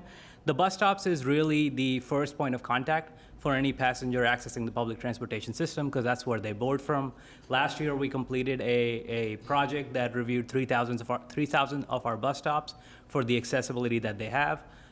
We also made recommendations based on this study for where there should be bus shelters, where there should be arrival screens, where there should be bus benches. So this is really a blueprint for the next 5 years for us to be able to provide amenities into the street infrastructure. The second project that I want to highlight is our Bus Link project. So our mission statement is to provide access to opportunity safely, efficiently, and courteously. And this project really focuses on the efficiency of the system. So we have a lot of routes that were not producing really high, so their passengers per hour weren't quite high where we wanted it to be, and these routes were really in low-density places. So what we decided to do through all of your leadership was to try to see what other ways there were to serve these areas. So we partnered with Uber and the local taxi service to be able to get a voucher to provide first and last mile services in these particular areas. There were 3 routes in 3 different areas. So we had Riviera Beach, where there was Route 21, Royal Palm Beach, where there was Route 52, and then south in Boca, there was Route 92 around the Palmetto and the eastern area, where we're piloting 3 of bus link zones, where a passenger has essentially $8 to be able to connect to a high frequency fixed route system. Previously, these people were on the fixed route system, but the frequency of that route was somewhere around 60 minutes. So it wasn't really efficient for them to be able to do a whole journey. Now they're doing their first and last mile on this bus link program, and then they're doing the majority of the journey that we hope on the fixed route system, which is more efficient. So it's more convenient for them to travel. And then lastly, I want to mention the Port St. Lucie Express project. This is a project that ties housing and transportation, really. The housing really is more expensive for people that are working here compared to when you compare that to Port St. Lucie. So in our research, we found that there were a lot of people that are traveling through I-95, living in Port St. Lucie, but they're working in West Palm Beach. So this project allows them to be able to travel from that area down here for a cost of $3, which is much less than the cost of what the car would be. And it also helps reduce the amount of congestion on I-95 for those peak hour trips. So we have two peak hour trips in the morning, 2 trips in the evening in this project. And the project has been going really successfully. We're averaging about between 45 to 50 passengers a day, which is really good considering we only have 4 trips through the day. So we're very happy with this project. It was also good to see that we had a lot of recognition through industry awards from our industry. I won't go into all of these, but I did want to highlight one project, which was Let's Get on the Bus Challenge. This project was really successful for us to be able to get the local leaders on the bus, and we were able to get them to interact with some of the passengers that we have, and then it was also a good opportunity for people to be able to see how public transportation ties into the community and how it ties into economic development, what the real potential of public transportation is.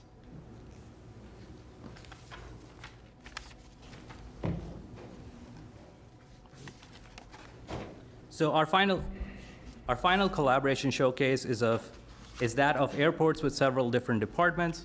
Close coordination with parks ensured John Prince Park Campground remained operational while a new security fence was installed for Lantana Park Airport. The new ARFF fire station required joint participation between airports, Palm Beach County Fire and Rescue.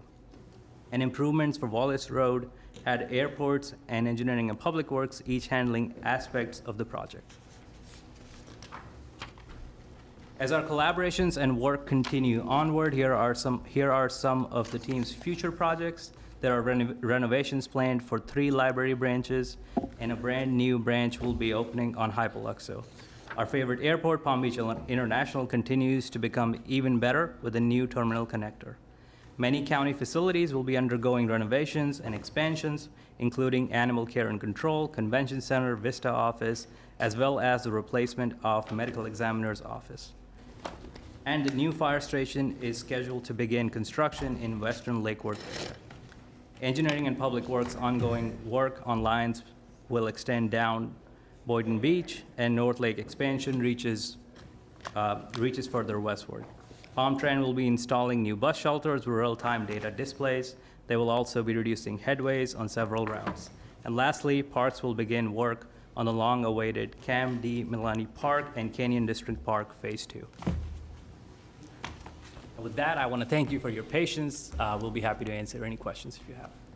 I don't see any lights on, but thank you for the presentation. It's a lot to digest, and we have one more. Public safety, come on up.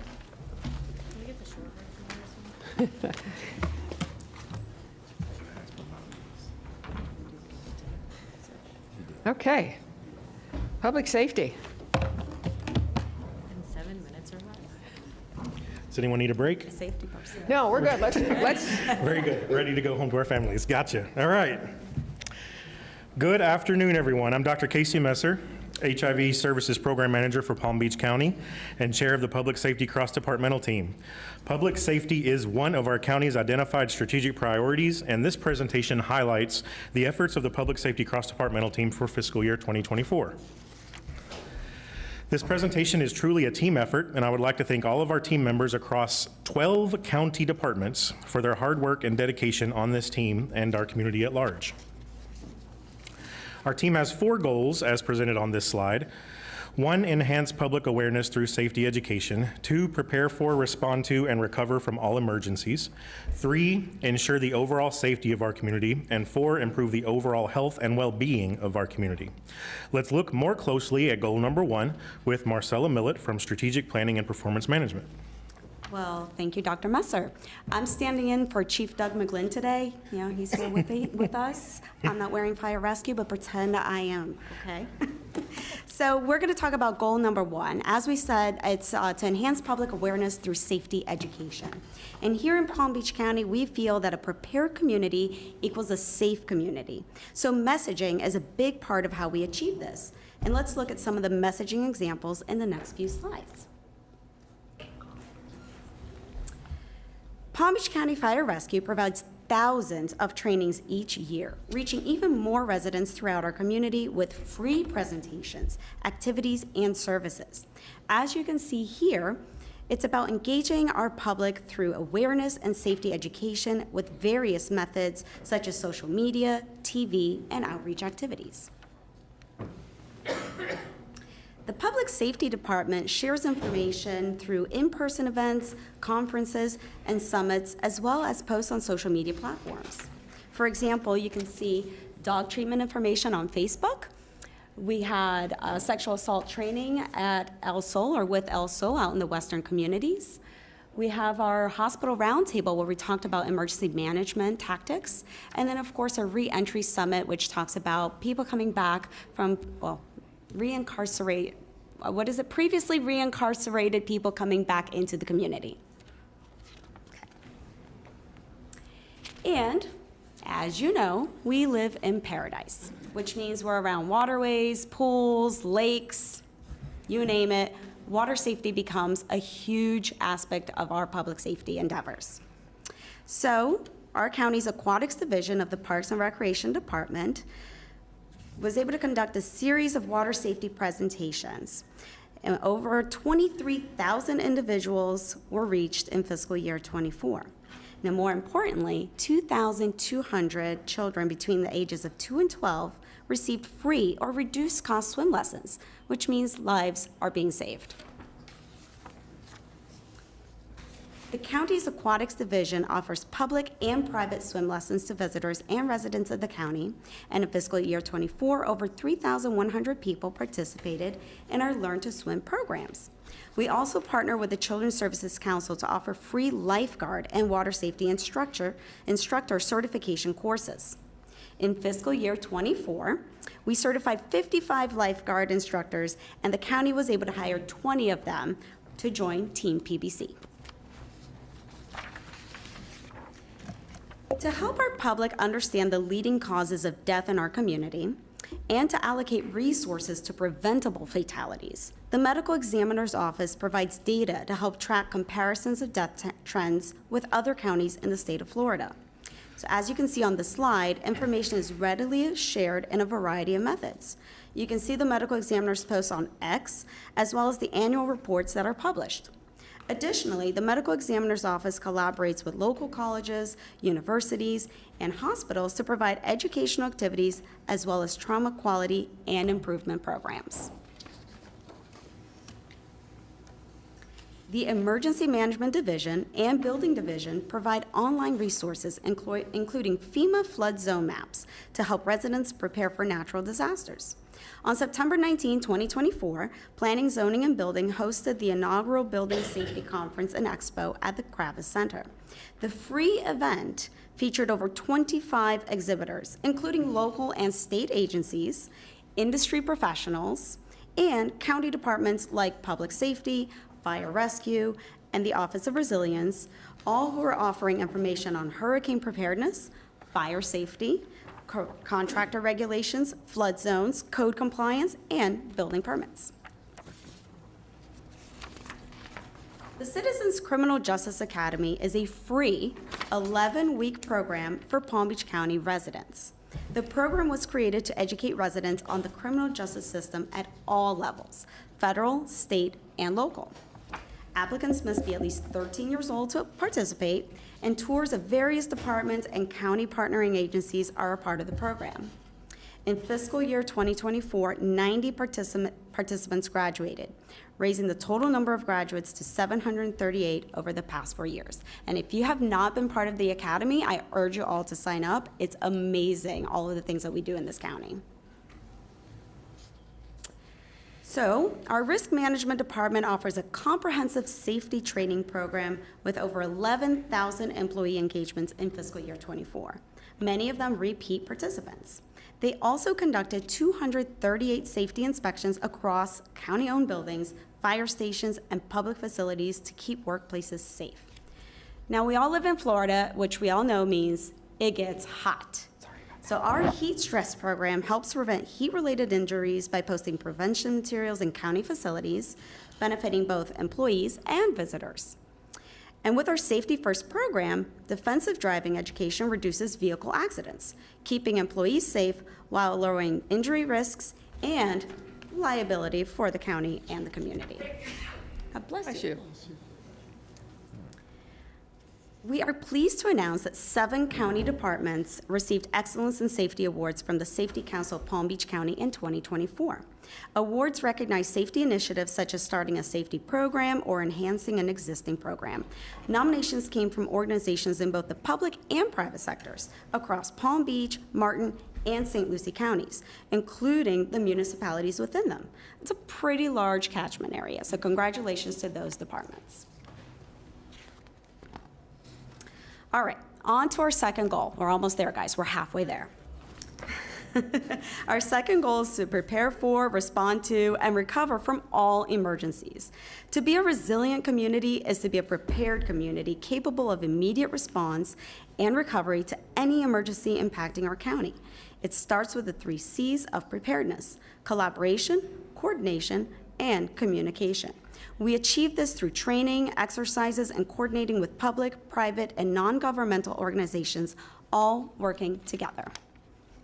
In order to keep responding to all of these emergencies, Palm Beach County Fire Rescue hit a major milestone by opening its 50th fire station, Station 40, on January 17, 2024, with an engine and rescue. As you heard from the infrastructure team, the temporary Station 49 also opened in Western Boynton Beach with a groundbreaking ceremony in February and is set to open later this year. With this growth, Palm Beach County Fire Rescue hired and trained 90 new recruits through its 14-week academy in fiscal year 24. And continuing with fire rescue, we are the best. We've improved response times to 6 minutes and 44 seconds, which is way lower than the industry standard of 7.5 minutes. This success is due to added personnel, new stations, and more 911 dispatchers. As the first in the county to offer a whole blood program, Palm Beach County Fire Rescue achieved an 83% survival rate of 100 non-cardiac arrest patients receiving in-field blood transfusions. Additionally, personal rescue watercrafts have handled over 100 water rescues. And Palm Beach County Fire Rescue maintains its elite ISO 1 designation, which stands for Insurance Services Office, helping lower insurance premiums for residents and businesses alike. In fiscal year 24, the Emergency Operations Center, or EOC, did not activate for disasters, but the county's Emergency Management Division provided staff to assist areas hit by Hurricanes Debbie and Helene. Soon after, Hurricane Milton and devastating tornadoes struck our western communities and parts of northern Palm Beach, Martin, and St. Lucie counties. Thanks to our local fire rescue team, residents trapped in wreckage were quickly rescued without waiting for state aid. During calmer times, the emergency management team held 22 exercises with 663 participants and 77 training sessions for 1,896 attendees, ensuring that the county stays ready to handle all emergencies.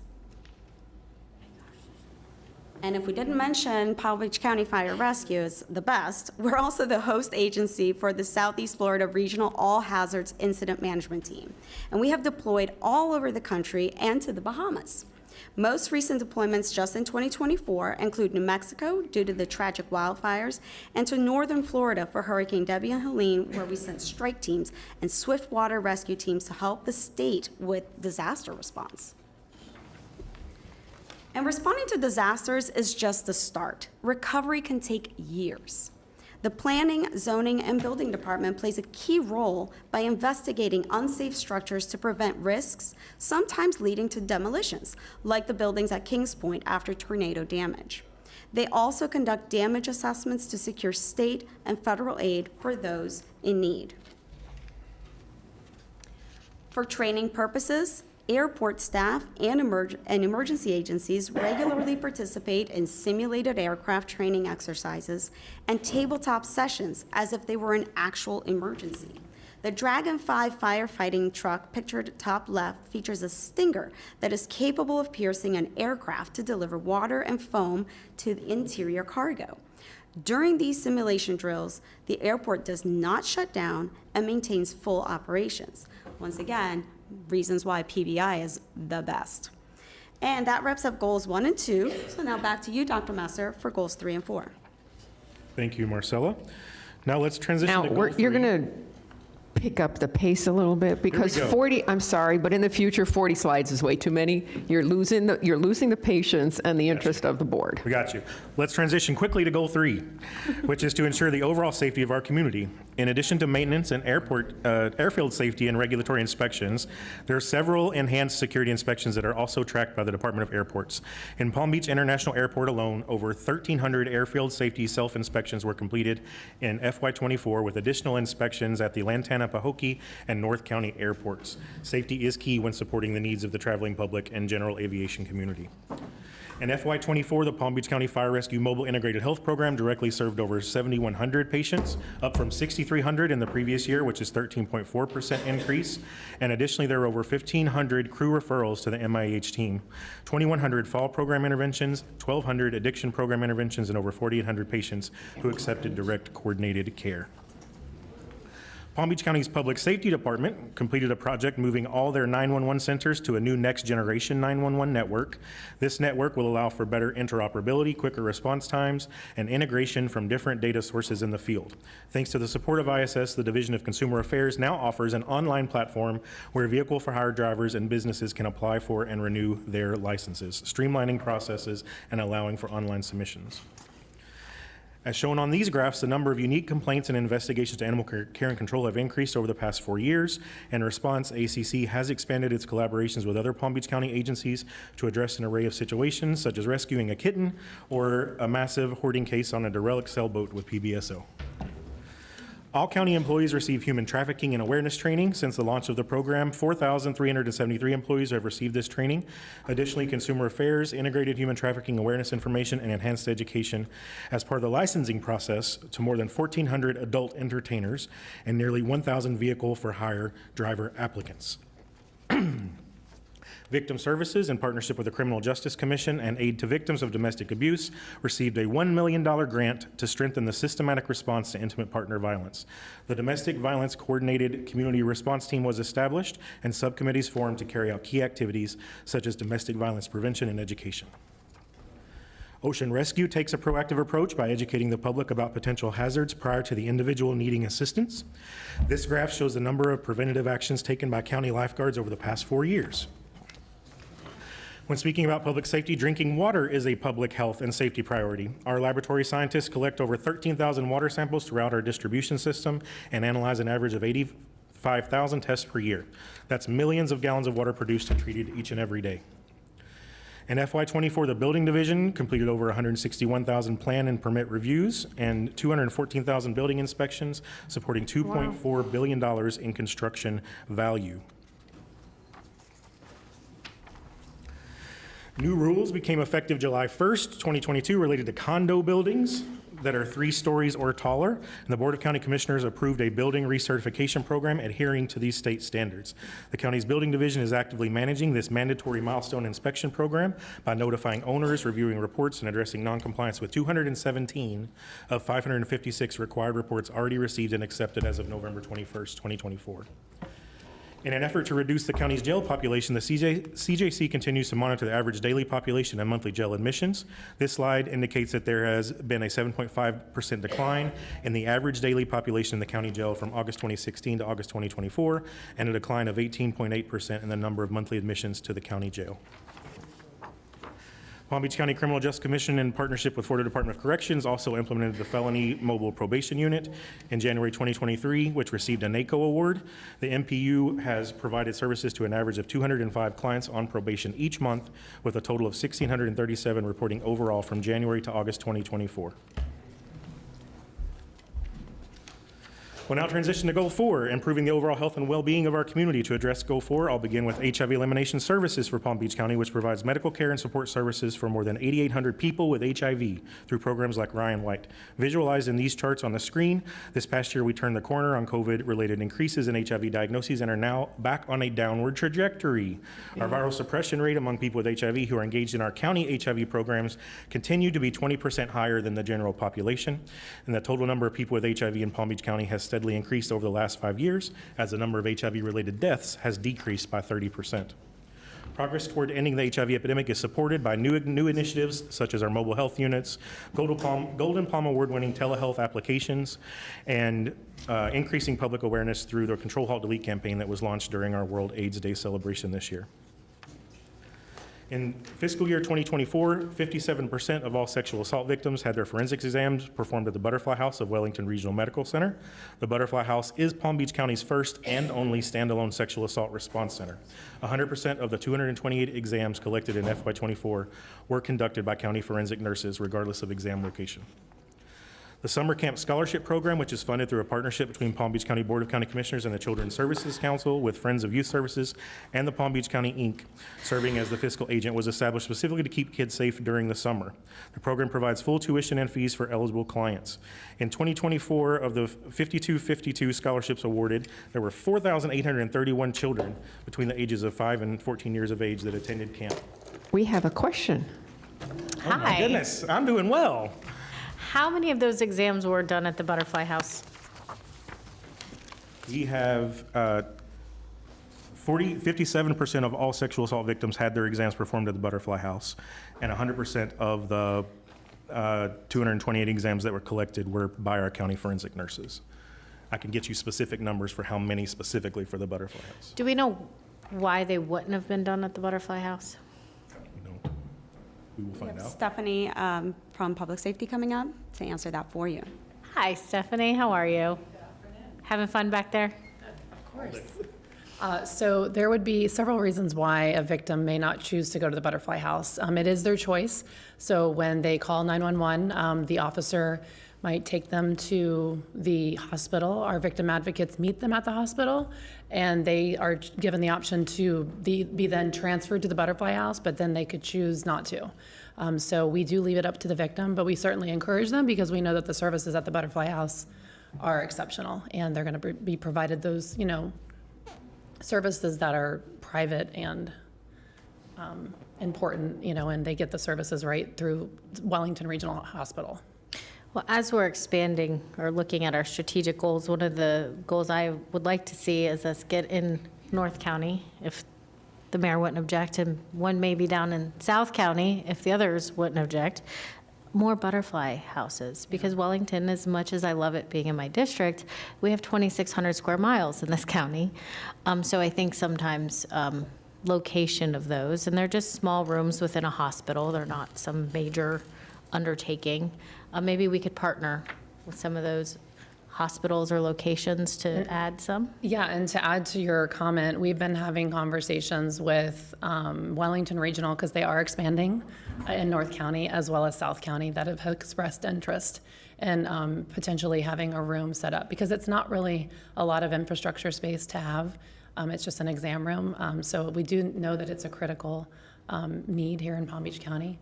And then it's not such a distance that they have to drive, especially if they're down in South County or even in West Palm. To drive out to Wellington can be a ways. That'd be great. Thank you. Thank you. Thank you. Thanks, Stephanie. Goal 4. All right, to wrap up. Where are we? All right. Juvenile justice, we want to highlight the Youth Services Department's Family Violence Intervention Program. In 2024, 188 youth were diverted to the program, with 96 successfully completing it. This program works with highly complex cases addressing trauma, mental health, and substance use issues. These cases have higher needs for case management, with some staying in the program for a longer period of time in order to be successful. All right, we'd like to showcase new partnerships between our Youth Services Department and law enforcement. Currently, the High Ridge Family Center is collaborating with FBI and the West Palm Beach Police Department to provide training and resources to parents and youth that attend the program. The FBI visits High Ridge semi-annually to present on internet safety and human trafficking prevention. The department is also looking into opportunities to incorporate PBSO into these visits as well. As for next steps for our cross-departmental team, we'll plan to continue providing safety education to the public, further collaborations with various county departments and outside entities on public safety opportunities, and to continue to maintain safety measures at the forefront of everything we do. At this time, I'll answer any additional questions you may have. Anybody have any questions? No? Oh, please. Thank you very much. We actually have a card. Ms. Larson, can you keep it brief, please?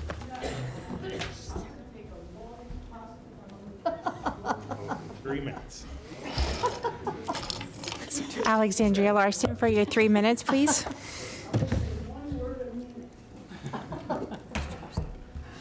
Well, if you do that, then you're not going to say much. Is this on 571? I mean, the next item? This is 5E1. This is the cross-departmental teams.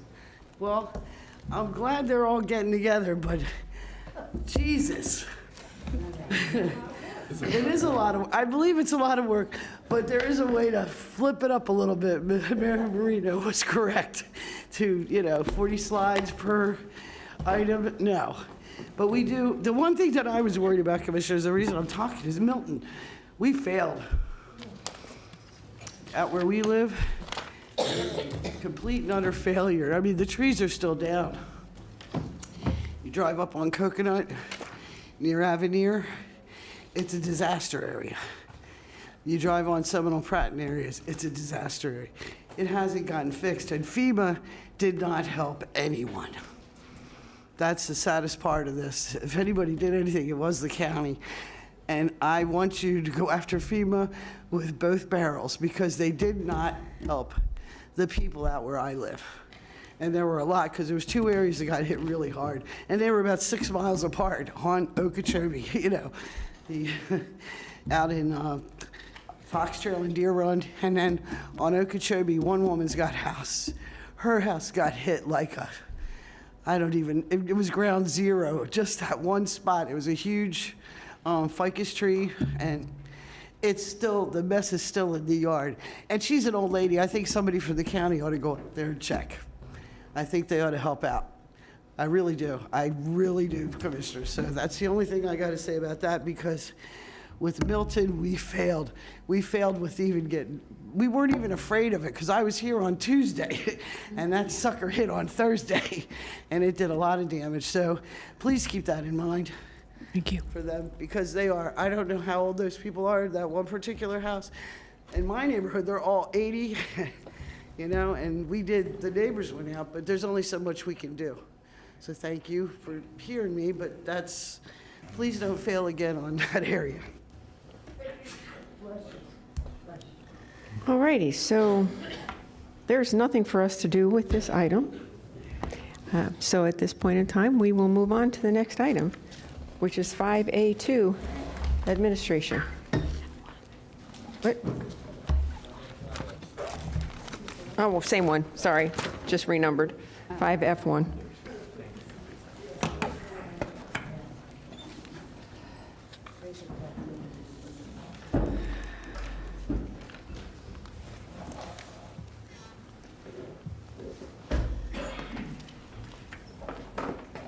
And to all the cross-departmental teams that are here today, thank you very much. For those in the future, please make it shorter or speak faster. Thank you.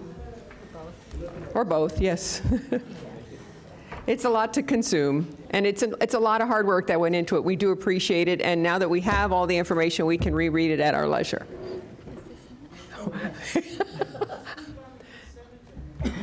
All righty. Sir? Yes, ma'am. Good afternoon, Mayor, Vice Mayor, members of the board, County Administrator Baker. I'm Reginald Durden, Assistant County Administrator. I'm joined by Maria Figueroa, Assistant Director of Human Resources, and David Oddie, Chief Deputy Attorney.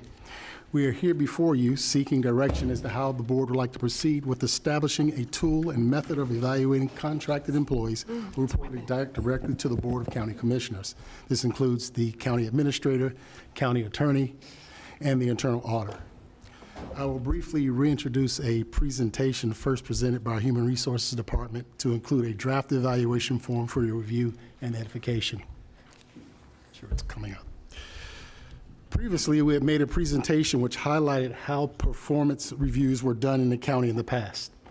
This involved a process wherein the contracted employee would present his or her accomplishments, and the board would engage in debating their performance and highlighting any priorities for the following year. Most recently, the process review occurred as the employee neared their expiration of their contract. During the January 30th, 2024 Bcc meeting, the board desired to move forward with the appraisal tool as being presented before the board today, inclusive of adding evaluation of how staff interacts with the Bcc and how residents are being heard. The board directed staff to work with the office of the then Vice Mayor to complete the process. The board further asked that in the future, the evaluation include a 360 workforce analysis. The appraisal tool presented before the board today includes multiple prompts, scoring from 1 to 5, with 1 being unsatisfactory and 5 being excellent. The tool provides suggested areas to be reviewed, inclusive of the board's previous direction. Again, what is being presented today is only an example. The board will determine which areas of employees will be evaluated upon. Once this tool is finalized, copies of the evaluation tool will be distributed to employees prior to March 1st. The evaluation period will begin on March 1st and extend until August 31st, providing for a 6-month evaluation period. This option is being presented in an effort to expedite a review if so desired. However, the board will determine the duration or time to be evaluated. Typical evaluation periods are for 1 year, and many executives are only reviewed when there are significant events. In the sample appraisal tool draft process, board members would complete the appraisal forms and submit them to HR by September 1st. HR would review the results and then provide a summary to individual board members in September prior to presenting to the entire board at a regularly scheduled board meeting in October. What is requested of the board today is direction on the appraisal tool, timeline and evaluation period, and determination of the process to be followed once the appraisal tool has been completed by the board, or other direction as the board deems appropriate. Okay. First, I would like to thank the Vice Mayor for bringing this up. And I think it's a perfect opportunity to close the loop and include our new commissioners in the process. However, the timeline that you've included here, I think, is too quick, because we have two commissioners who, while they both have political experience, they don't have political experience with our staff. Yes, ma'am. So that's a difference. And you all are new to the position. You've had limited interaction with our staff. So I don't think an evaluation period of March 1st works. And I was thinking more like June. It's a 6-month period. It'll give our board members some time. Thank you. I would like it to begin not in March, but in June.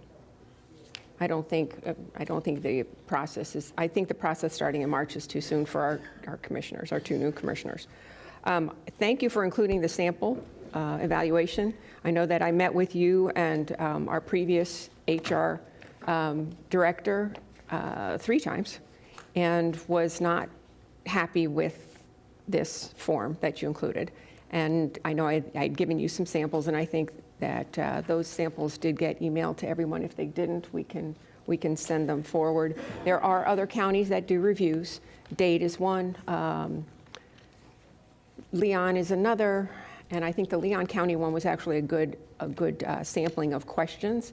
What you've included here is way too broad. There's like too many questions in one question. And I think you and Mr. Duran, you and I have talked about that. So what I think we need to do as a board is evaluate based on questions that we think need to be answered. And I don't think we are even there yet. So what I would like is a better opportunity for our board to come up with some questions that they believe need to be answered. I mean, I know we are an award-winning county. We are Wall Street South. That means we're doing something right because people want to be here. We've won 20 awards from NACO last year, I think. So we're doing something right. Now, can we do more things better? We probably can. I think anybody in any county can. But I would like us to be able to evaluate using something a little bit more specific than what was included here. And in order to do that, we're going to need input from all of our county commissioners. And I know that everyone has a copy of this Bible. You all asked me to do that last year. It weighs about 12 pounds. So if you want to work on your biceps and not read, you can just work on the biceps. But there's a lot of information in here, and I'm not sure our newly elected commissioners have had an opportunity to go through this, which describes what we are as a county. It describes our job as county commissioners. It describes our job as to who we can hire and fire. It has our charter in it. It has compensation. It has contracts. So I believe that a March timeframe for an evaluation period to begin is too soon. And that is my opinion, of course. But as the person that was tasked with doing this in the first place, I think if we're going to do it, we need to do it properly, and we need to do it objectively. And I know that there are other counties that do this. As I said, we have some samples, and I think Leon County is closest to being what might be usable. Dade's was not very complete. So I would also, I've done evaluations, political evaluations, and like I said, what's included here is not really a good sampling of questions. But this is also a great opportunity, and Ms. Baker, I know that you have an item on the agenda for the ratification of a new HR director. So I think this is a great opportunity for our new HR director, who hopefully gets ratified this afternoon, to meet and talk with our Board of County Commissioners and get to know us and get to know what it is that's important to us as people that have been elected by the public. And the feedback that we get from the public. It was, we had an opportunity to do a public survey. We put that together last year. And interestingly enough, we did actually get some answers. We did get some responses. And we've actually had folks who have visited the Palm Beach County in a Glance page, and that goes up every month. So there are people that are engaged. But I think it's incumbent upon us to do this properly. I was disappointed with the answers I received previously, so I would like to do this in a professional and courteous and complete and concise manner with input from all 7 of our commissioners, because we only have the ability to hire and fire 3 people. That is our attorney, our administrator, and our auditor. We don't have the ability to influence hiring and firing of anybody else in the building, and it is not our job to do that. We have the ability to ratify several positions. That's in our charter. I would ask everybody to reread our charter. Ms. Larson, I know you've read it. I know I've read it. I believe everybody else up here has, but I think I'd like everybody to read it again and read it closely, because there are limitations to what we as a Board of County Commissioners can do. And whatever we do going forward, I would like it to be graceful. So with that, I have several lights on, and both of them are our new county commissioners. So Commissioner Powell. Bless you. Thank you, Madam Mayor. My question is, are you suggesting June 1st through December 31st? You said 6 months for the evaluation period for us? Instead of starting in March, start in June, end in November, submit performance appraisals in December, and then presentation to the board in January. That would give you all a year, basically, of working with our staff. Okay. Follow-up. Sure. How does that work with election timelines? There's no elections. Oh, there's no elections coming up? For us, there's no elections this Okay. year. Okay. Plus, this timeframe too gets into the budget process, and I would like to see us concentrate on our budget, considering we've had lots of discussion today on where the money is going, and I know that there's going to be direction from the board to cut our budget. So, hey, we're asking for a lot. I'll be the first one to say I would like to see a leaner, trimmer budget. So I do not want to see this happening during our budget process. I would like us to be concentrating on our budget also. These are just my opinions, of course, but Commissioner Powell, I know you have a follow-up. Yes, ma'am. With regard to that, is this an annual review? I missed some of the conversation. How often will these evaluations occur? And we are evaluating the county administrator, the county attorney, and the internal auditor. So how often are we anticipating doing this, and will this time frame be consistent every year? Those are very good questions, considering we haven't done an appraisal, a review. This would be the first time that we're doing it, so it would be up to the board to decide how often they would like to do it. And I would say it's probably not an easy process, but and Commissioner Flores, you probably did one in the city. Every year. I did one every year with the City of Palm Beach Gardens. We do one every year for Treasure Coast. We do so it can be yearly. As much as we have to do, I don't necessarily think it needs to be yearly. Plus, we have all 3 of our employees that we can hire and fire have contracts too. And normally what happens is, in the process, before their contract comes up for review, they do a presentation of their accomplishments and their goals and what they feel they have accomplished and what they feel maybe is lacking. So we have done that in the past, but an actual review like we're doing now, we have not done. So it is up to us to discuss that. We're just starting the discussion. Okay, thank you. Okay. All right, I turned and now there's 5 lights on, but Commissioner Flores, I know you were second. So this is an issue that I've tracked long before getting elected. And when I first heard that the administration or the people that report to us didn't get a review, I was a little shocked, to be honest with you.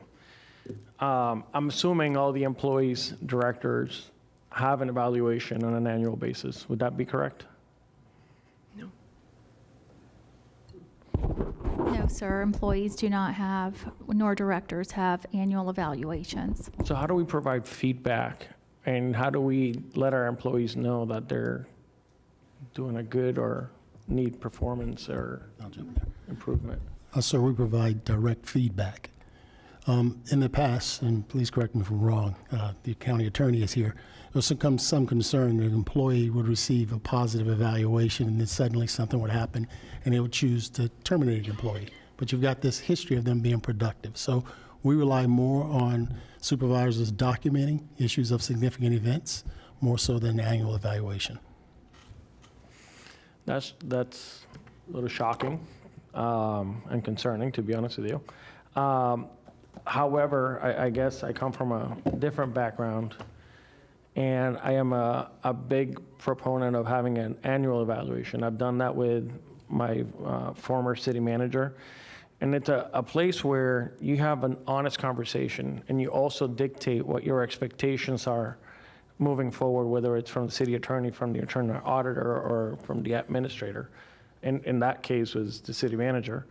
But I thought it was a great conversation because it also allowed the commissioners to hear each other give direction to the administrator, or in that case, the city manager. That way, we kind of all got on the same page, and we sort of were able to evaluate together based on what were our priorities. So to me, that's a process that I would like to see us adopt here. This window for the evaluation process, I don't quite understand it, because I feel like an evaluation is based on the interaction of when I took office. That first day is my interaction with these three individuals that report to us. I think a fair evaluation for me as a new commissioner would be from that day. And let me tell you, there are things that the county has done great. There's other things that I would recommend that we address. And I want that to be part of the evaluation, but for us to dictate a window of when, and this would go for any employee, of when we're gonna evaluate you, obviously they're gonna be in their best behavior. So to me, that's a little, I've never seen a window like that in my history. So to me, that is a little bit of a, I don't know, I think it should be from the day that the last evaluation occurred. And if it hasn't happened, then it should be from the day that we took office. My personal opinion. Thank you. Commissioner Sachs. Well, I want to thank you, Mayor Marino, for all the work you've done on this. And I know that 3-ring binder is rather heavy. We have 2 new commissioners. Actually, if you put the 2 of them together with their experience in government, they outnumber experience in government than most of us here, of course, except for Commissioner Weiss. 12 years in the state legislature, Senator Powell knows how evaluations go. Senator Powell also knows how staff can run a government, sometimes without that much concern to state reps or state senators. And running a city like you did, Mayor, and Commissioner Powell has, is impressive, is very impressive, because you're the top person and the buck always stops on your desk for anything that goes in that city. So I think I agree with the Commissioner Flores with regard to the evaluation has already started. You can ask anybody here how we think, these folks, how staff operates here. I don't think we have time today to go over that, but we all have opinions on it, and we have suggestions, recommendations, criticisms, and compliments. So I think as soon as we can start from the day we are here to whenever this thing will begin, that we can begin the process, because we really need to look back and see how we're doing. We, meaning Palm Beach County team, I support code enforcement, I support everybody in the county. We have about 6,000 to 7,000 employees. That's me, and they are me, and I am them. And we need to talk to each other and communicate how we can do best. So I look forward to doing this from, as Commissioner Flores said, it's from the day that we walked in here. We all have experience, and even the commissioners who didn't have a previous government experience now have experience. And so I'm ready to go whenever my colleagues think it's appropriate time to begin discussion on how we can make ourselves better as a team, as staff, the sooner the better. I have a copy of the charter. I hope everybody has a copy in there. And if you don't, you should make sure that we have it in our drawers, because it's important. It's like the Constitution of the United States. It monitors. But we got to do better. We will do better.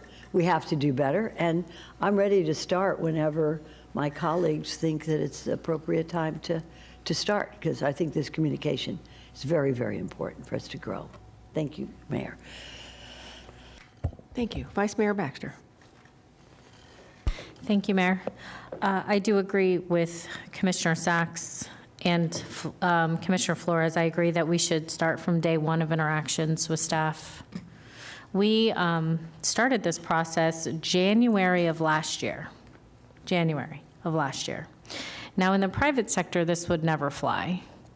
There were some debate on whether or not it was supposed to come back in October. And I know our previous commissioner had given that direction, and there's been some back and forth, and now we are pushing this off another year, and I'm just starting to wonder why we keep pushing this off and pushing this off and pushing this off, because even if there are 2 new commissioners, we still have 5 up here that have been here. So I like annual reviews. I think it's not just a time to say bad, but also a time to give praise. It's a time to say, good job, way to go. Thank you for what you do. So I never see an annual evaluation as a bad thing. This is an opportunity to also say good. So I don't know why we keep pushing it and pushing it and pushing it. So I think I do like the idea of starting our, from day one of our interactions with staff. That makes the most sense. And then whenever we do have the annual review, I like what is actually on our timeline here in October of 2025, because that's just, the new commissioners will roughly be in office a year then. Maybe shy of a few weeks, but I guess close enough. And so I do like the timelines that have laid out. So you had wanted to know an official start date. I would say that's going to be different for all of us. Well, I guess Commissioner Woodward and I started the same day. And I believe is informally the Marias, but Mayor Marino and Commissioner Sachs started the same day as well. So, but the point is, it won't be any one singular day, I think, to the point of, it's just our interactions. But going forward, then if we have October 25 day, then there's some expectation every year of when this would fall, which I am in favor of. I would also, as far as providing, you asked on here of number 2, because I'm on page 10 of the presentation, because you're asking for direction to include in these different things 1 through 4 that are up there. So the start date is 1. Number 2, notification to impacted staff. I would like some clarification of what you mean by that, if you don't mind, Assistant Duran. Yes, ma'am, Vice Mayor. Oh, that really just addresses once a tool is being created to allow the individuals to review the tools so they understand what they're being assessed on. Which over this individuals? current The period. county administrator, the county the county administrator, attorney, county the attorney, auditor? and the internal auditor. People we have purview. Right. So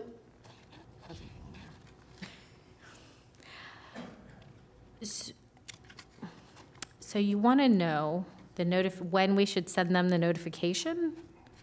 No, that's when we're going to give them the tool so they know what the tool is that's going to be used. What's the criteria going to be? What are going to be the metrics they're going to be measured against?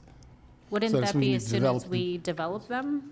Yes, we would give it to them most immediately, but we're trying to establish some sort of a timeline so we can adhere to understand we've got to get it done if the board decides they want to maintain this current schedule. Well, I do like the March 1st date for that.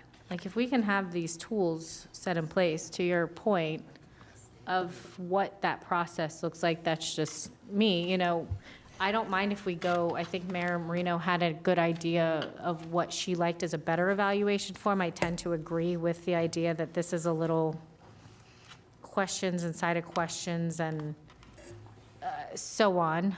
So I would love to see the other set of questions that she had presented. So if you guys If you can forward the, and I have the email that shows the different evaluations. I know that I had supplied all of you with that last year. I went to look for it, and I think I gave you my copies. But I can forward that email, if that's okay with the attorney, that I am copying the rest of the board. Just no discuss. Don't reply all. Don't reply to me either. But I can send some examples that have been published in the past. Right, and so if you could meet with us individually and maybe, we can discuss what we like or dislike about those individual examples, I think that could be very helpful to us. And then, to have this by, it says March 1st, but I think to solidify this, it might be like the first meeting in March.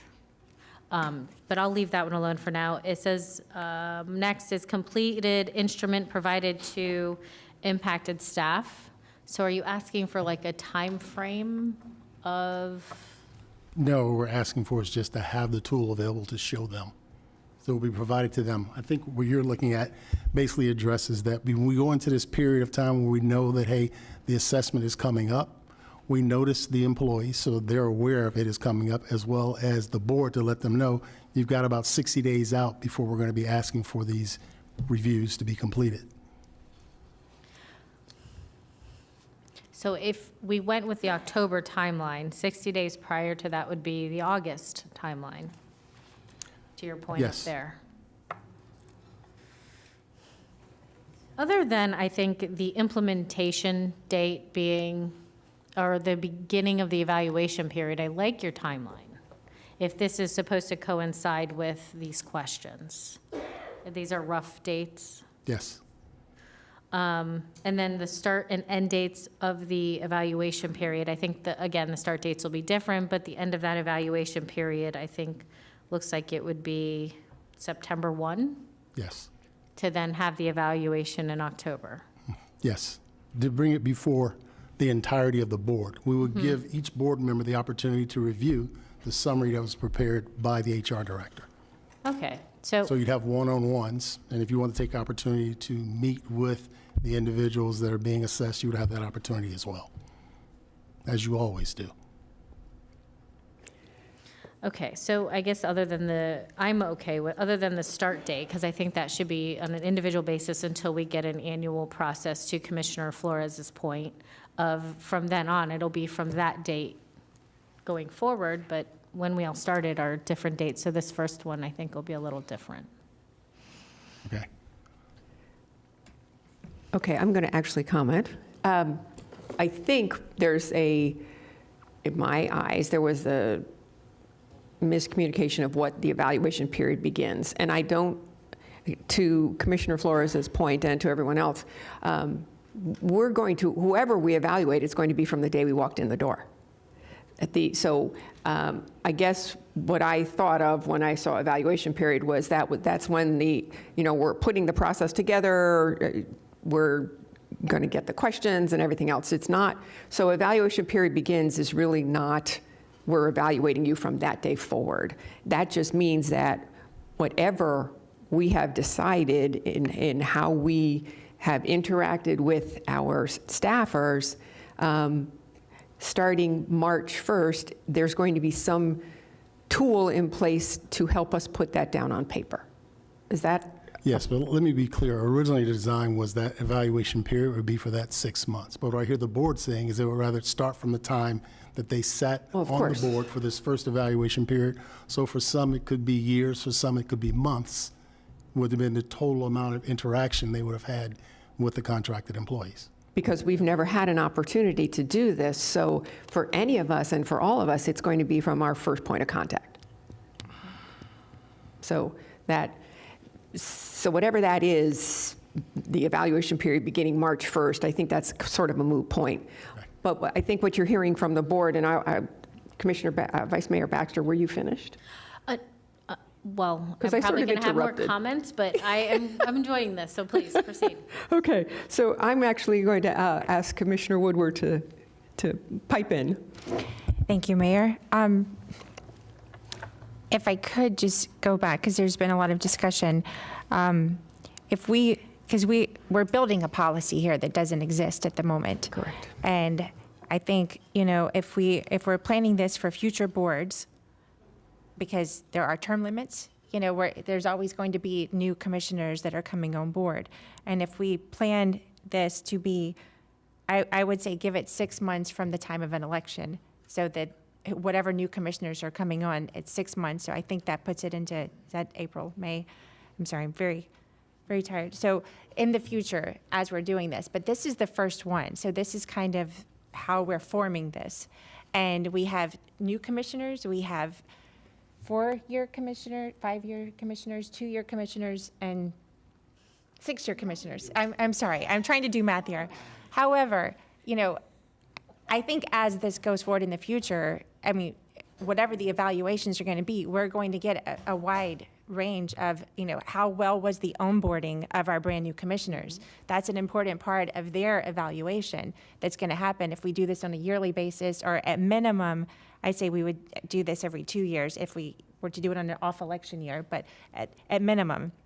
But that's giving a perspective of how well are these 3 positions doing on onboarding our new commissioners, and how well do the rest of us who've been here maybe a little bit longer, and as this progresses, how do those evaluations evolve? And it's going to be different for each commissioner.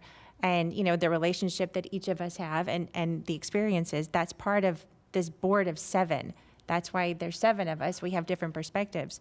But we're building out this policy. And I think, if we push this out too far, where we're trying to perfect the questions when we don't even really know, that. And it's something that we all have to discuss. I think it's discussion that all of us should be having with the 3 individuals, as well as HR giving us input.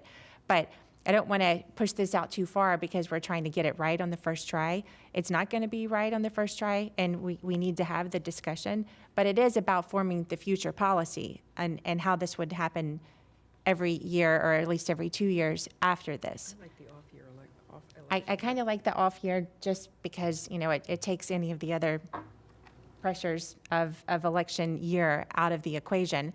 And then that also makes sure that the new commissioners coming in, they have 6 months at least on the job.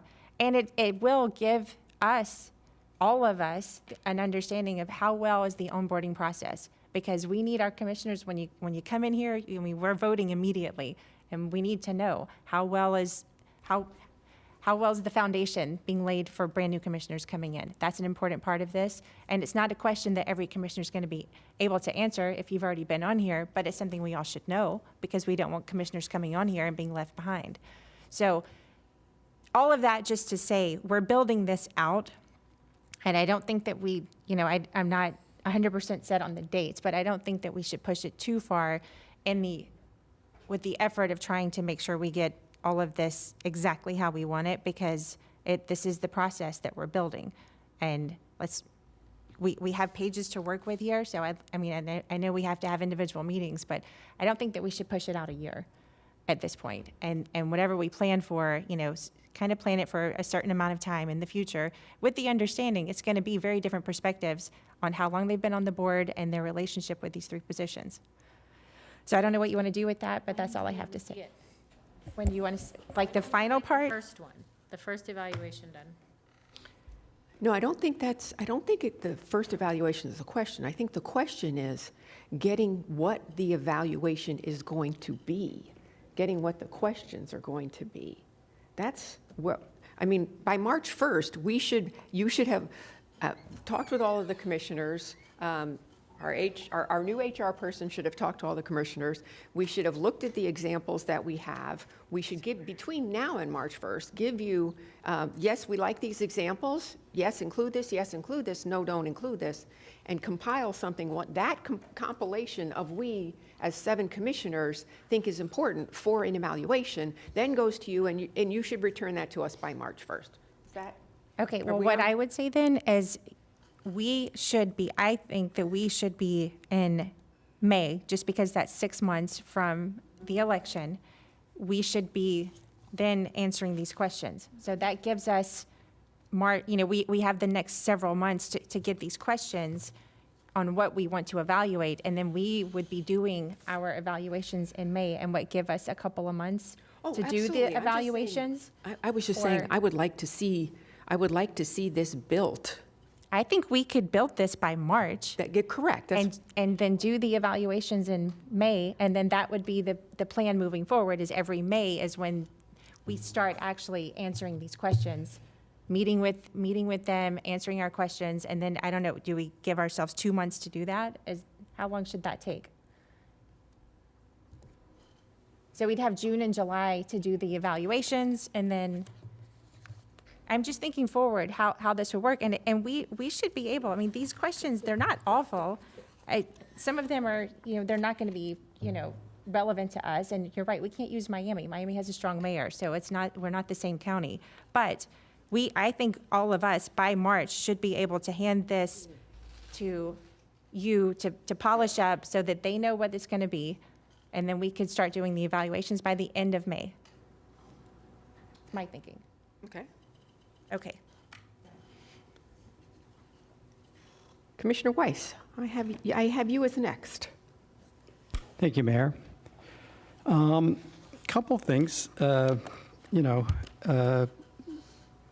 My experience has always been doing annual evaluations for my staff and having that done for me as well. So, I mean, I'm comfortable annually, but I also, and it's political as well, where we're at now, where it wasn't overtly political in the private sector quite this way. So I understand some people's concern about, while election is happening. So I think it's a good idea. I do meet with the administrator. I meet with the county attorney, and I have met with our county auditor every year to talk about what I thought about their performance.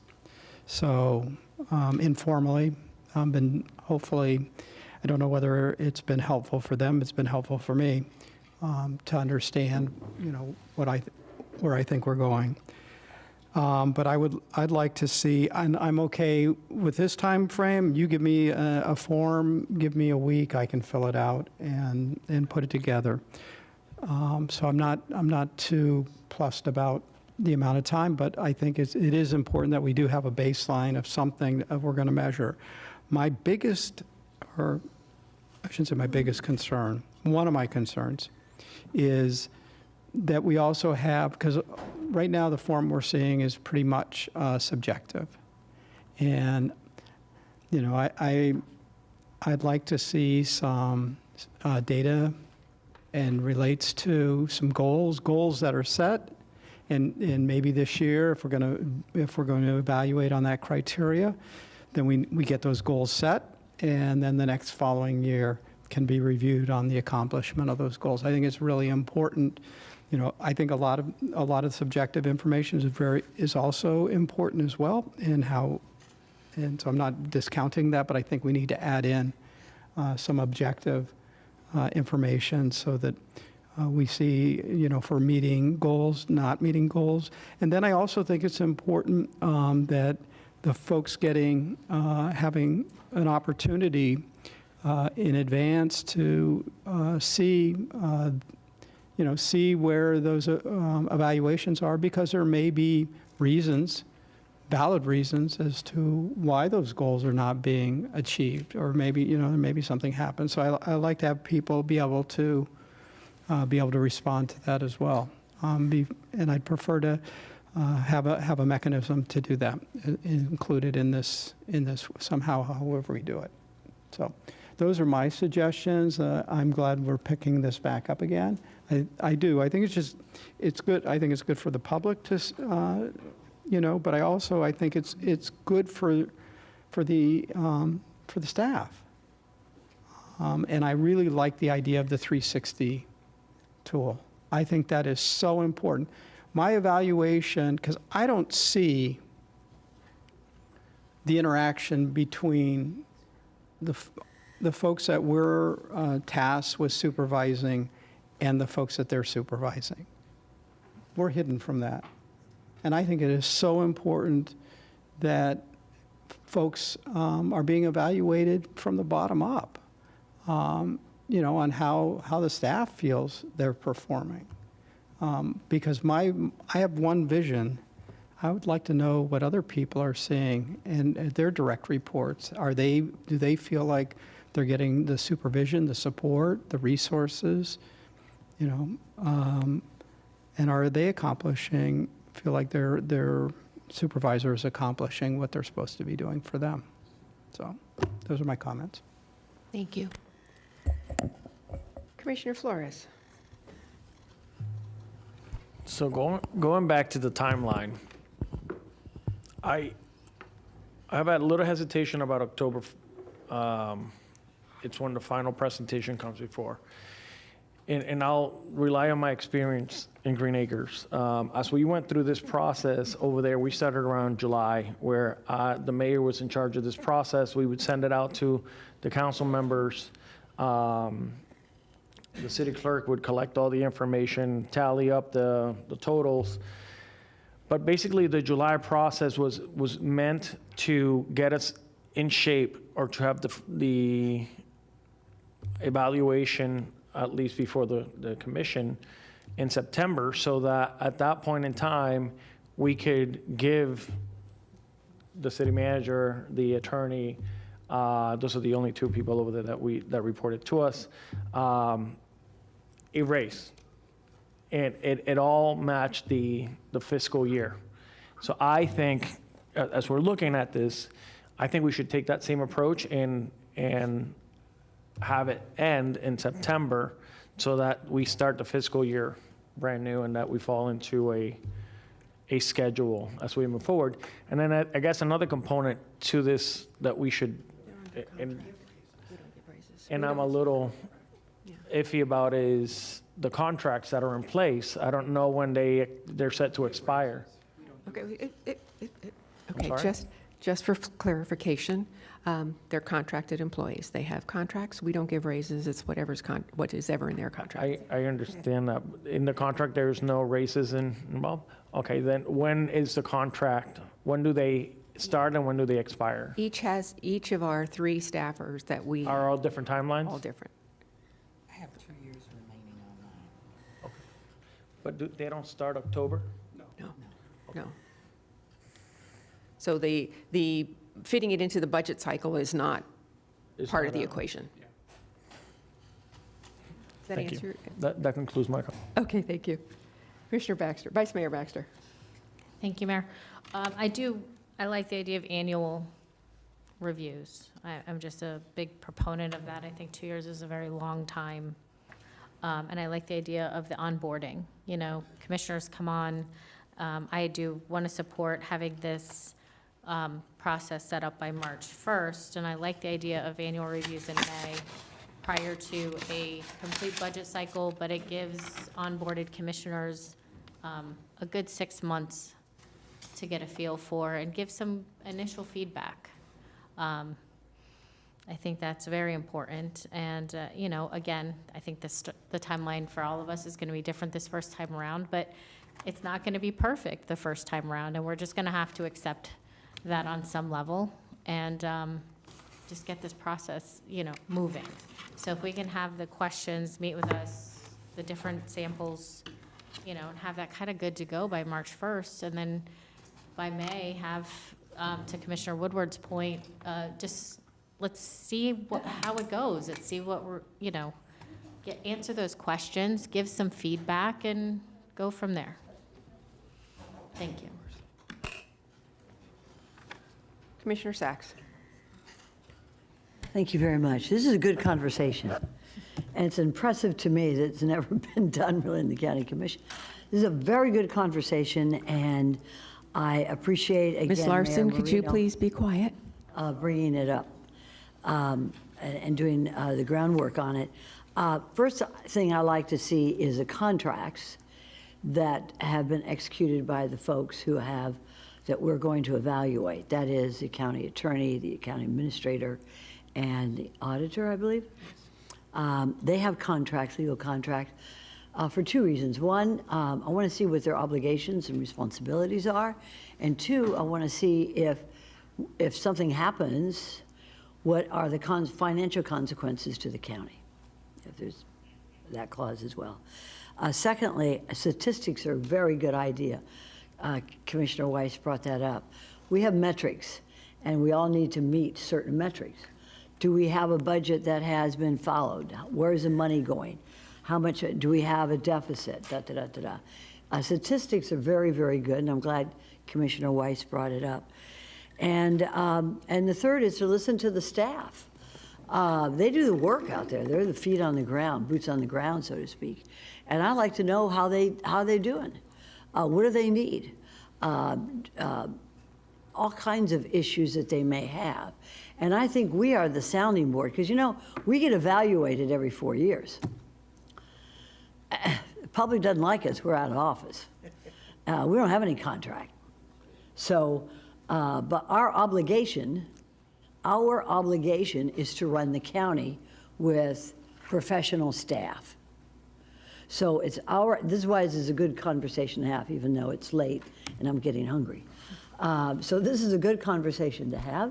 And whatever way, I think those points are well taken by my colleagues, and whatever way you want to do it is fine with me, as long as we include especially the contracts that they have, and listen to staff, the boots on the ground staff, to see how they're doing. And then the statistics, have they met these goals? And if not, why not? Can we remedy it? Or, you know, the ultimate. So good conversation. I'm glad we're having it. And thank you very much for bringing it up. Thank you. That's all I got to say. Commissioner Woodward. Thank you, Mayor. We do have one card for everyone to know, but I did want to ask, because, you know, this came from the binder, the birth of the giant binder, which I did read and I marked up.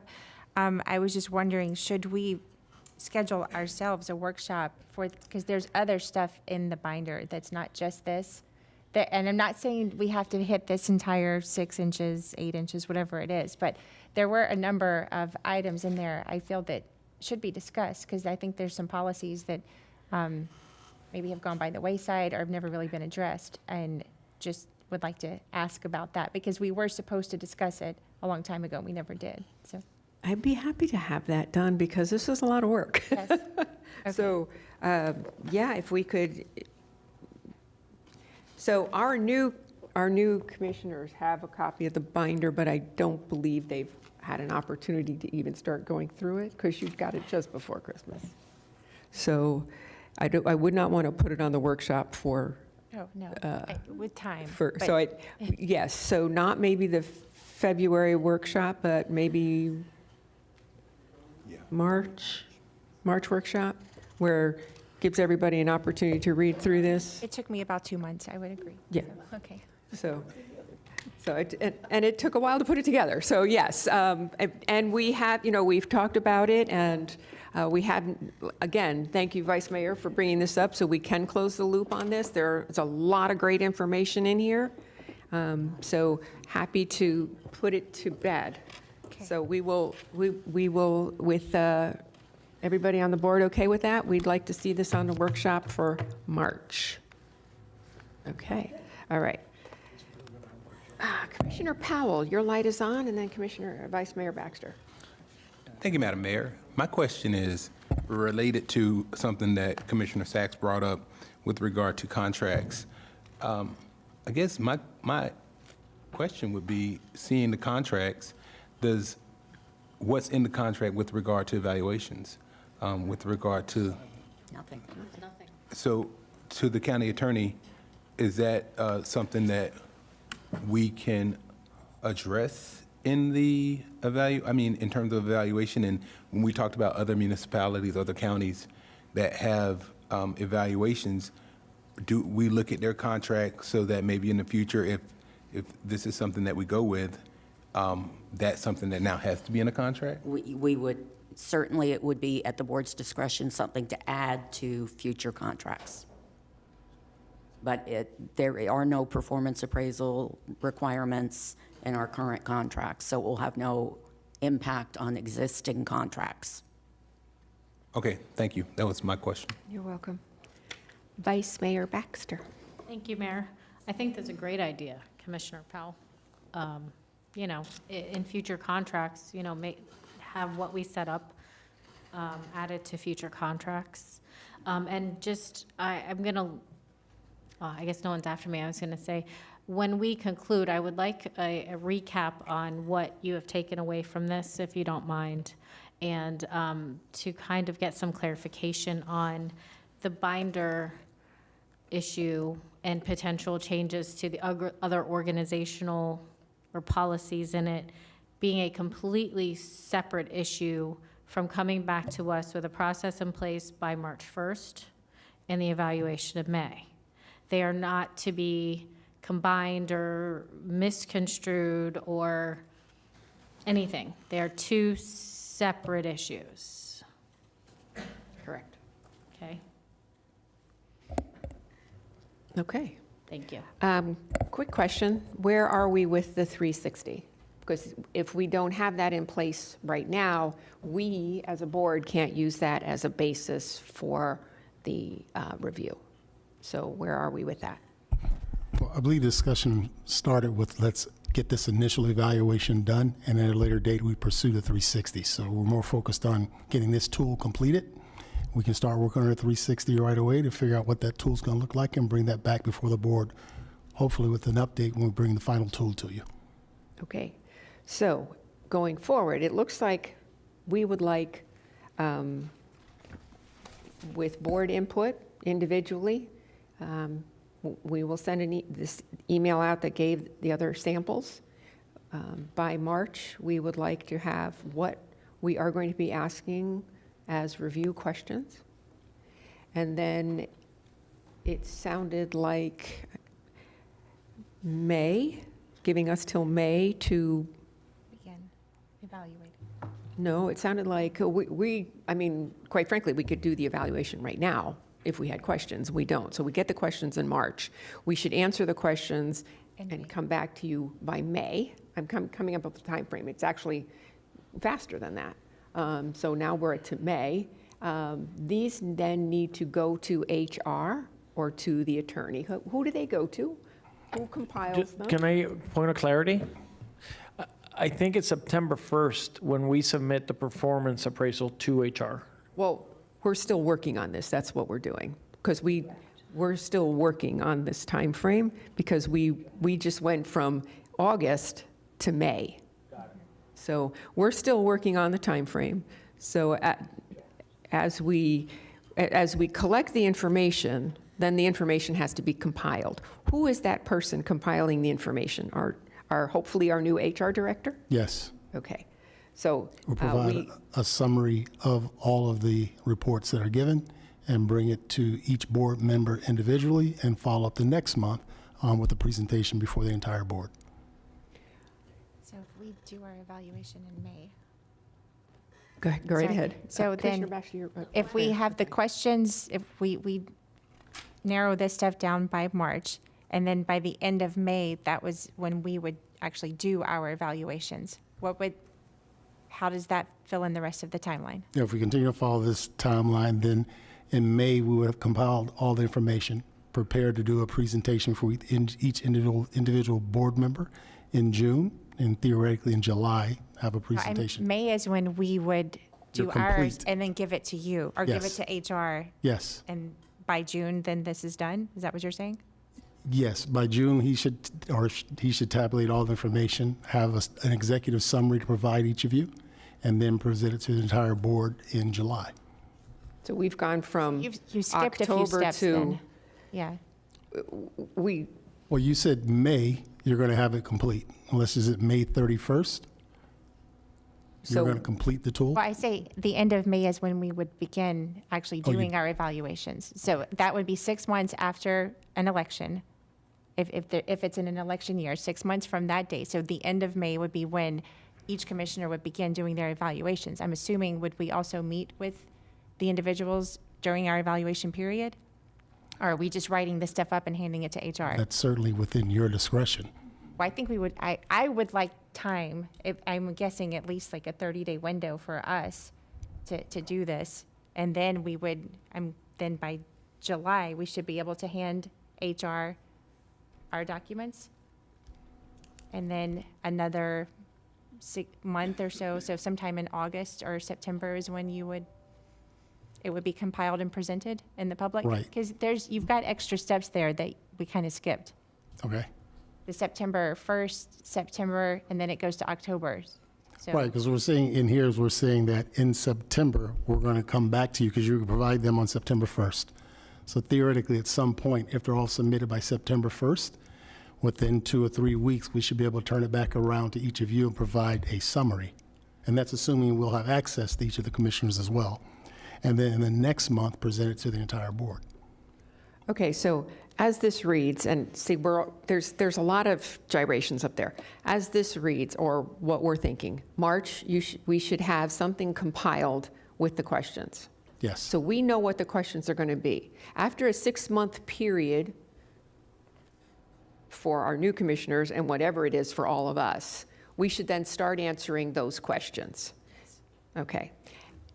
And we will then give our answers back to HR director September 1st. Yes. Okay. Then they're going to compile them and in October present them to the board? Yes. I don't know. I don't Why know. can't we, I thought we were saying we'll have it done in May. That's kind of what I was going to touch on. So our budgeting cycle starts when we start the setting the max is in June. Right, is in June. Right? And everything ends at the beginning of September. So we either need to do evaluations, the actual evaluation, not like a public evaluation, I guess is where this is getting. I thought you meant public evaluation, and I think it switched somehow to paper evaluation to then be presented by July. So either need to do public evaluations prior to June, in my opinion, which would be May, which I was on board with, or do the public evaluation in October. But just having the paper, like we can't do June to September, because that's right in the middle of setting all the budgets for all the departments. Correct. That doesn't make a lot of sense. So we need to decide, are we gonna do this first one and rip it off like a Band-Aid, like pilot, that's where I thought we were heading with this. That's what I thought, Right, too. where we are done in May, like October gone, September gone, August gone. Like March 1st, we have all the questions and we do the actual physical evaluation. It only takes a week or two to fill out paperwork. It doesn't take 2-3 months. No, have our new commissioners had enough interaction with Well, then they can all of put our- NA on the question, right? Not applicable if they don't feel comfortable, but leave that to them. I don't want to speak for them. But I'm saying if we decide to have a public evaluation in May, let's make it May. May 1st, well, the first meeting in May. I mean, that's where I was confused. I thought we were going to get this now, and then there's going to be, we're going to have to refine this maybe a little bit as we go, but again, moving this forward and not prolonging it. So that's where I thought we were heading with this. So please clarify if I misunderstood. No, I mean, I'm on board with that. I'm saying the first one's not going to be exactly perfect, but pushing this out all the way to October, this is a work in process. We're setting policy, and I think the goal should be in the future, the evaluations are done at the end of May, and if it's presented in June, I mean, that's still okay however, the paperwork, I don't know the timings of our meetings. I don't even know what our meetings are. Do you mind if we have a little dialect? Because you keep saying submit evaluations in May, but then have it presented in June. Well, they had in here that the board submits, and then it was the next month is the presentation to the public. So what I'm saying is I'd like to have until May to submit my paperwork to HR, and then the next month, HR should be able to HR should be able us. to compile it in Yes. May, and then in June, present it to us. I would just like to give myself until May to finish my evaluation paperwork, because we're also doing the questions in this process too. But I mean, that's just my opinion, if everyone else would like to do it sooner. My only hesitation is I'd like it all finished before June, because that's when the budget cycle starts, of us setting max millage. Is that towards the end of the end of June, Administrator But Baker? this doesn't have any impact on the budget. I just didn't want us to have two heavy things weighing on us, the budget and this. This has no impact on the budget itself, of what's going in the budget. It just impacts the time we spend in the budget process versus the time we're spending on this process. And that's what I was trying to accomplish, is getting this out of the way and done before we start budgeting and everything, because that's two, again, to your point, two big burdens. So I don't know, I would be comfortable finishing up my paperwork by end of April to maybe first or second meeting in May. We normally have 2 regular BCC meetings in May. Having that then presented publicly.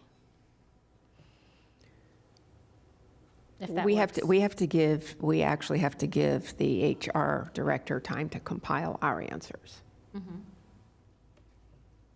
So May, if our answers are submitted by the How long would it? first meeting in May, we're asking our brand-new HR director to go from the frying pan into the fire. He may leave before he starts this and say no to the question. But I think he also has to have an opportunity to come and chat with each one of us too. So I don't want to, I mean, whether we wait a month or not, I don't think it makes a difference, but I do want to make sure that he has an opportunity, I hope he has an opportunity, to talk individually to us too, because then we both get a better understanding of what is doable, what's not doable. It's possible that this incoming new HR director might have done reviews someplace else. So input from our new HR director would be great too. So we are.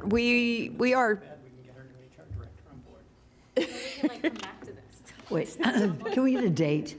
Can we get a date certain, and then we can The date certain vote to on it? start is March to First. get the questions to us. Okay. We are and going to get the samples March 1st? immediately. Okay. And we can then, with those samples, each say what we want, what we don't want, whatever the average is, that's what goes into it.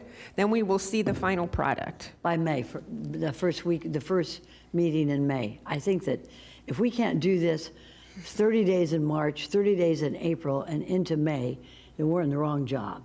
60 days to get this evaluation done, and I'd like to see this, because we could talk about this all night, and I'm really getting hungry now. So let's just, let's cut to the chase. So we Let's have cut to the March, chase. we have March as one date. Yes. We have the first meeting as in May as the second date. For the public. But Mayor, are we speaking March 1st or 31st? First meeting in March. First meeting in March, we're going to deliver you the tool, the completed tool for you to say yes. Correct. Okay. Is that all right with everyone, the first meeting in March? Yep. Okay. We will have March the tool. 11th, by the way. March 11th, okay. The first meeting in May, we will be submitting all of this to the HR director. We will have filled it out, we will have spoken to the HR director, and we will have given him the information. Is that where we are? That's perfect. Okay, so that's the first meeting in May, which is? That's May 6th. May 6th, okay. We're hoping that in 1 month, the HR director can compile this. However, my question is, once we fill this out and it goes to the HR director and it gets compiled, is the next time we look at it when we are all sitting here? No, ma'am, that's why we need a little time, because you got to prepare a summary and then present it to each of you so you have an opportunity to review it. Each of us individually? Yes, ma'am. Okay, that's the part we've been missing. So June would be when it should all be compiled. July, sorry folks, we're into July. So between June and July is when the HR director will meet with us individually for the compiled information. And then the first meeting in July is when we will bring this up. Oh, this got messed up again. I want to be done with this by June. Yes, me too.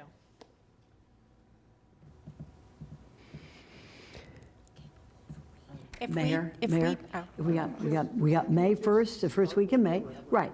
And let's get these dates right. Well, we're trying, but Oh, I we mean, have to do the Commissioner Weiss has process. bring us home, Go ahead. Commissioner Weiss. Just, we've got this nailed down right now. We're Right. going to get this thing in March. Right. We're going to fill it out. We're going to give it to them by May. Yes. And then we're going to have it done. Okay. Well, no, And they're going to compile it. It shouldn't take more than 30 days. No. Less than. I mean, there's 7 of them to compile. Really? Okay? So, No more than 30. and No more. No. 2 weeks. Well, big secret, use a little artificial intelligence and you'll be No. done in a day. That's a little secret. But, okay, so it takes a week to compile it, a week to meet with us individually. We're done. So it's going to be done by the end of, we should be able to do. First meeting in June. In June, right, perfect. Thank you. That's it. March, May, June, first meeting.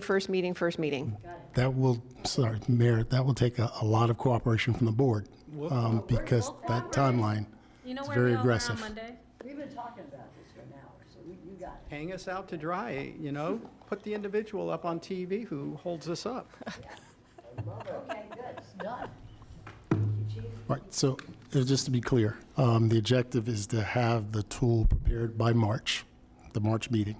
The board is going to complete the Evaluation. tool by May 6th. Yep. And submit it to the HR director. And the goal is to have it by the second meeting, have already had discussions with each individual board member, and have a presentation for the second meeting in June. Okay, so, We said the first meeting. But, yeah, sorry?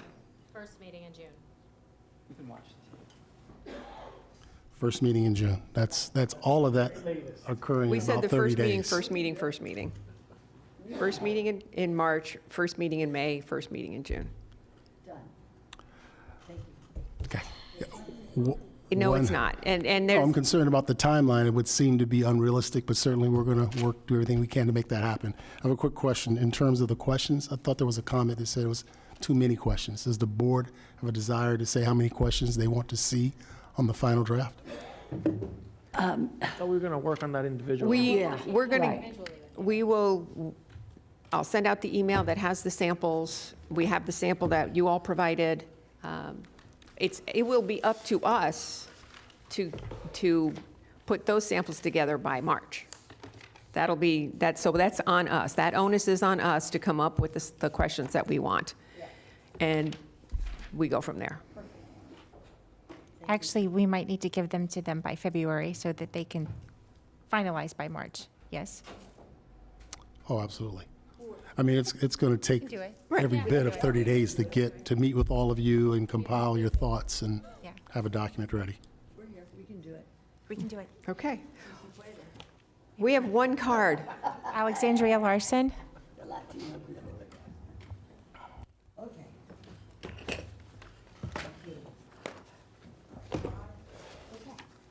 I'm always ready. I'm never brief. I like boxers. I can't believe, I don't even know where this started, but I know Bob Weissman, some dead commissioners, and everybody's just like, are you kidding me? Because this is like a pendulum, because at the beginning of this conversation, a long time ago, one of you said, we only have 3 employees we can control. The administrator, the lawyer, and the auditor. And I mean, is that what this is? A jousted power? I'm not quite sure what you're after here. What started this? Because it started on January 24th. Everybody needs to watch the January 24th meeting. New commissioners, absolutely. Maybe you did already. You said you were keeping track of things. I got called to come down here that day because there was just, it was an amazing thing that was happening here. And I don't know if anybody understood what was happening here. But it's just, why are we starting something that didn't ever happen before? That's what I'm curious about. Because I think, you know who should get to vote on everything? Palm Beach County taxpayers. All of us. And we go 1, 2, 3, 4, 5, 6, 7. We can ask about the administrator. Send out a thing on everybody. Because it sounds like we're just, the minutiae here, this took forever, and somehow you took April out of this. Because this would have been great for April Fool's Day. April didn't even get in there in the schedule. I'm just wondering, commissioners, what provoked this? Because I was watching something that happened here. There was a whole bunch of stuff, and I don't even want to bring it up. I'm going to send it to you in email because I don't want to embarrass anybody. But we had money that we thought we lost, and we had Joe said he found the money, and he was supposed to give us a presentation on how we do investments. And a lot of things have passed in these months, and it just wasn't dealt with. It just went away. I think this might be something that, I hope you know what you're doing, because it sounds like you want to wield power over 3 people. That one person, whoever said that, I didn't hear who said it, and I'm not going to blame anybody. But it was like, we only have power over 3 people. We only hire and fire. And that was the oddest thing. That's what made the hair stand up on the back of my neck. So what are we doing here? So go ahead, do your thing. I want a copy of your binder. I would love a copy of the binder to know exactly what's in the binder, because I remember. It's all on Palm Beach County at a glance. No, I don't read on the computer. I'm not going to go blind. I'm blind in one eye already. But this is we literally, I walked up here with a copy of the charter and nobody knew what it was. Remember that? They weren't going to let me speak. So I want you to take this into consideration, because where are we going here? We didn't do it with Bob or Denise or anybody else in the old days. So why are we doing it now? I'm curious. All righty, we are actually finished with our regular agenda. We are now moving on to board appointments. So I will ask each of our commissioners if you have any board appointments. Commissioner Flores, any board appointments? Not yet, next week. Okay. Commissioner Sachs. I think, yes. Lanny Brooks, it is an appointment for the Library Advisory Board. She's a member of the Executive Board of Cobra. Anything And else? that's it. That's all I Okay. have. Thank you. Commissioner Woodward. None at this time. Vice Mayor. None at this time. Commissioner Weiss. Yes, I'd like to appoint John Alford to the Citizens Committee on Airport Noise, CCAN. Thank you very much. Commissioner Powell. Not at this time, Madam Mayor. Okay, and I have none either. So now we're going to go to staff comments, and hopefully we have a new HR director. He's still with us? He hasn't left yet. Administrator. Mayor, if you would allow me, I would like to get the ratification of the HR director before I do the directives, if that is okay. That would be fine. Thank you. First, I'd like to thank Mr. David Kahn for being here this afternoon. We went through an extensive process, and Mr. Kahn was the top selection. And I'm now today asking you to ratify his appointment as our HR director. He comes as a seasoned human resources professional with over 25 years of leadership experience, which includes expertise in recruitment, learning and organizational development, compensation, labor and employee relations, and strategic planning. He has worked in both the private and public sectors, most recently serving Human Resources Director for Broward County. He has lived in Palm Beach County for nearly 20 years and is a member of Leadership Palm Beach. I have to tell you, I did speak with the county manager for Broward. She was not happy with me stealing her HR director, but I'm simply paying her back because she's ripped off quite a few of my seasoned employees as well. But we look forward to working with Mr. Khan. I did send out notice that I was going to bring this up today, along with his resume. So I'd like him to come up in case you have any specific questions. Mr. Khan, would you please join us at the podium? I do see a light on. Commissioner Flores. I'll let him speak first. Okay. Good Mr. Khan. afternoon, or almost good evening, everybody. I just want to thank you for the opportunity. I have been a resident of Palm Beach County for almost 20 years. My kids go to school, the ones who didn't go to college yet, in Palm Beach County. I am passionate about human resources. I'm passionate about leadership. And it means a lot to me to be able to do that in my county. So I thank you all for that opportunity. And thank you for being a District 1 constituent. I'm just saying. Commissioner Flores. Make a motion to ratify. So we have a motion from Commissioner Flores, a second from Commissioner Woodward, and Commissioner Sachs has her light on. Thank you so much, Mayor. Your resume is excellent, especially the publications about Legos and permanence in Buddhism. I'd love to read that one day. But my question to you is something that that I've been concerned with, and that is, do you have a particular opinion one way or the other about including people with special abilities as being able to work if they qualify for jobs in the county government? Absolutely. Good. Okay. I work closely with recruitment to look for those potential employees, whether it's neurodivergence, whether it is on veterans, physical disabilities. So, and there are many organizations throughout the county to partner with. So it's about finding those partnerships and building those. Excellent. I support it 100%. And thank you, Mayor, for Thank you. allowing it. Thank you. And I see no more lights on. So I have a first and a second. All in favor? Aye. Any opposed? None. I see that motion carries 7-0. Thank you very much. And when's your first day? February 10th. We're looking forward to it. Thank you very much. You're going to get from the frying pan into the fire. Thank you, Looking forward sir. to meeting with all of you. Thank you. Ms. Baker? Thank you for that ratification. Going to the directives, the convention center, all of the issues that the board brought up on the convention center, we're scheduled to bring that before the board at the zoning meeting on January 30th. Which does also include the convention center bonds. There was a question of when they mature. They mature in 2036. The other question was if we could pay them off early. We can.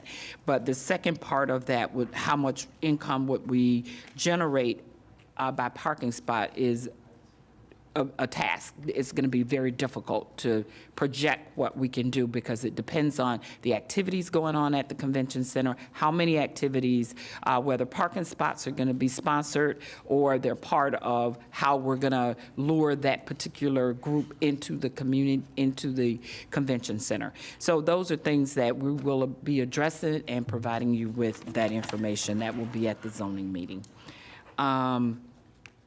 We've moved forward with the naming of the park for Senator McBernard. You heard that.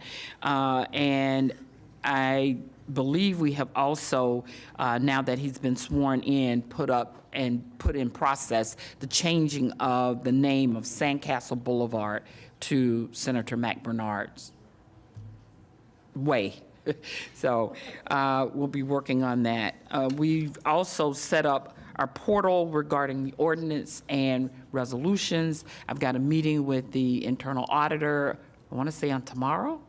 Yeah, on tomorrow. So we'll be completing that as well. And we've completed a number of these that I've got to ask staff to go in and make sure that we have either completed them or update them. So I do ask you to move forward and receive and file. Thank you. May I get a motion to receive and file? I have a first from the Vice Mayor, a second from Commissioner Weiss. All in favor? Aye. All opposed? See that it carries 7-0. Thank you very much. County Attorney. No comments. Okay. Time for board comments. It's been a long day. I will start with Commissioner Powell. Thank you, Madam Mayor, and I just want to remind everyone on the board that on Monday, January 20th, it is the Martin Luther King annual holiday, and the Martin Luther King Coordinating Committee, as we talked about earlier today, will be celebrating its annual scholarship breakfast. The breakfast starts, I believe, at 7:30 a.m. Doors open at 7:30 a.m., and it will be a wonderful time. We're anticipating 600 to 700 people at the Palm Beach County Convention Center, and that is an open invitation for everyone who is here to attend the annual MLK breakfast on January 20th, 2025, which is the culmination of the MLK events that have been taking place, inclusive of the wonderful oratorical contest that I was at this weekend, watching the youth just have their way with words, the performing arts, and the Gospel Fest. It's a wonderful opportunity to see and enhance the culture of Palm Beach County here. So again, that is January 20th at the Palm Beach County Convention Center, and it is the Martin Luther King Coordinating Committee's annual scholarship breakfast. Thank you. Thank you. Commissioner Weiss. Thank you, Mayor. I have a couple of things, but let me just follow up on Commissioner Powell's comment. The MLK breakfast, it starts at 8 o'clock. Tickets are available online at mlkccpbc.org. And so invite everybody to get a ticket. Adult tickets are $60 this year, and youth tickets are $30. And it's a great program. Commissioner Powell is our master of ceremonies, and he promises he'll get us out of there in 2 hours. So. He just shook his head no. I put the timeline together. If he sticks to it, he'll get us out of there in 2 hours. All right. Couple of things. I want to staff. I want to thank our engineering staff following up on my comments from a couple months ago. They have now taken over and are putting the plan together to finish off the road improvements that municipal contractors failed to complete. That's at Hypoluxo and Jog and Gateway and Military Trails. These intersections have been a mess for a number of years now because of what happened, but staff has now moved forward. We are going to, under emergency orders, take care of getting the work done, and then we'll be reimbursed by the surety company for that. So that's finally going to be moving along, and we expect to have a schedule out in the next few weeks. Also, I want to commend the town of Palm Beach.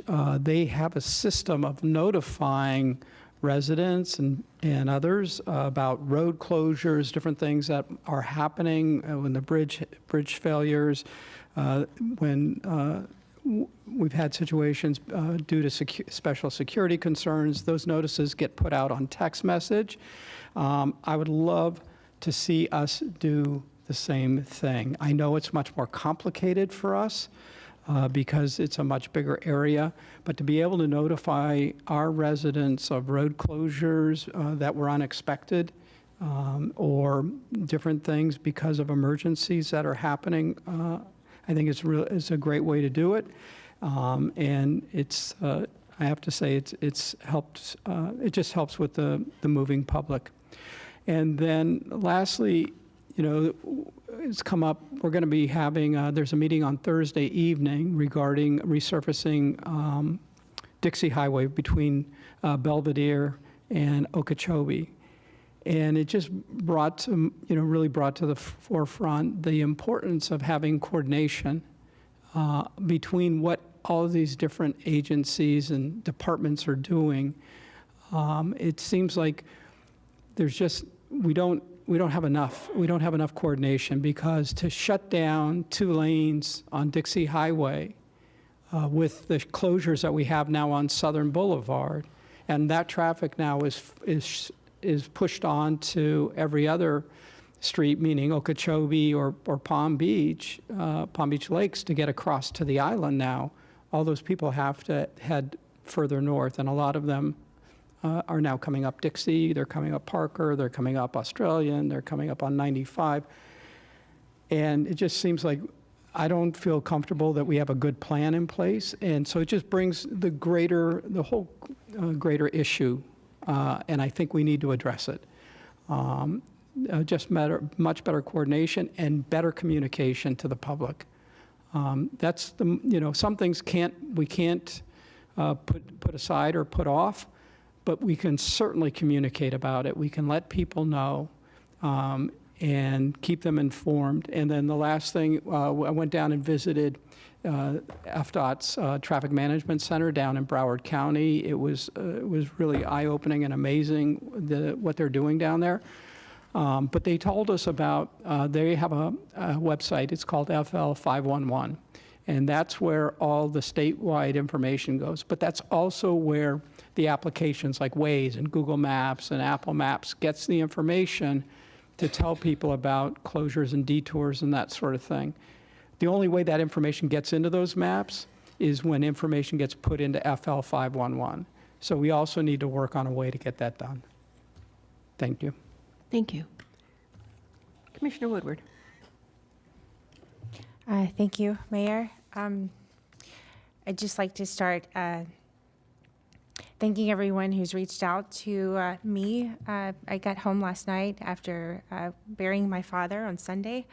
We got the call on New Year's Day. So he was in poor health, but passed away in his sleep at home. So that was good. And thank you for bearing with me right now as I'm still processing, but here, and, trying my best to function right now. But thank you, everyone, for that. And it means a lot, so I just wanted to thank you. And on a happier note, it's my little puppy's first birthday, so happy birthday to Fritz. But thank you. The outpouring of love and support has been wonderful, and you may have to bear with me a bit longer as I get myself out of autopilot mode, but thank you.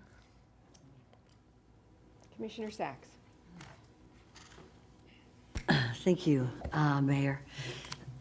We're family, and coming from Italo-American, that's big.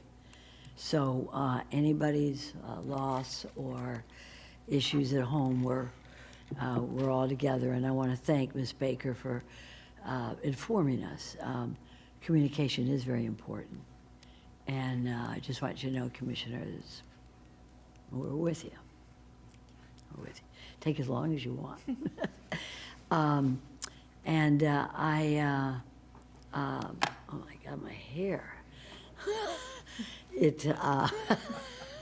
Just realize how bad I look. And I'm requesting an off-site approval for proclamation declaring January 1920, 2025, National Certified Registered Nurse, I can't pronounce this, an anesthesiast, the ladies who put you to sleep? Anesthetist week. So if that's okay, then I would like to have that done. And thank you, it was a good meeting today. As they used to say, never fear the debate. We had a good discussion today.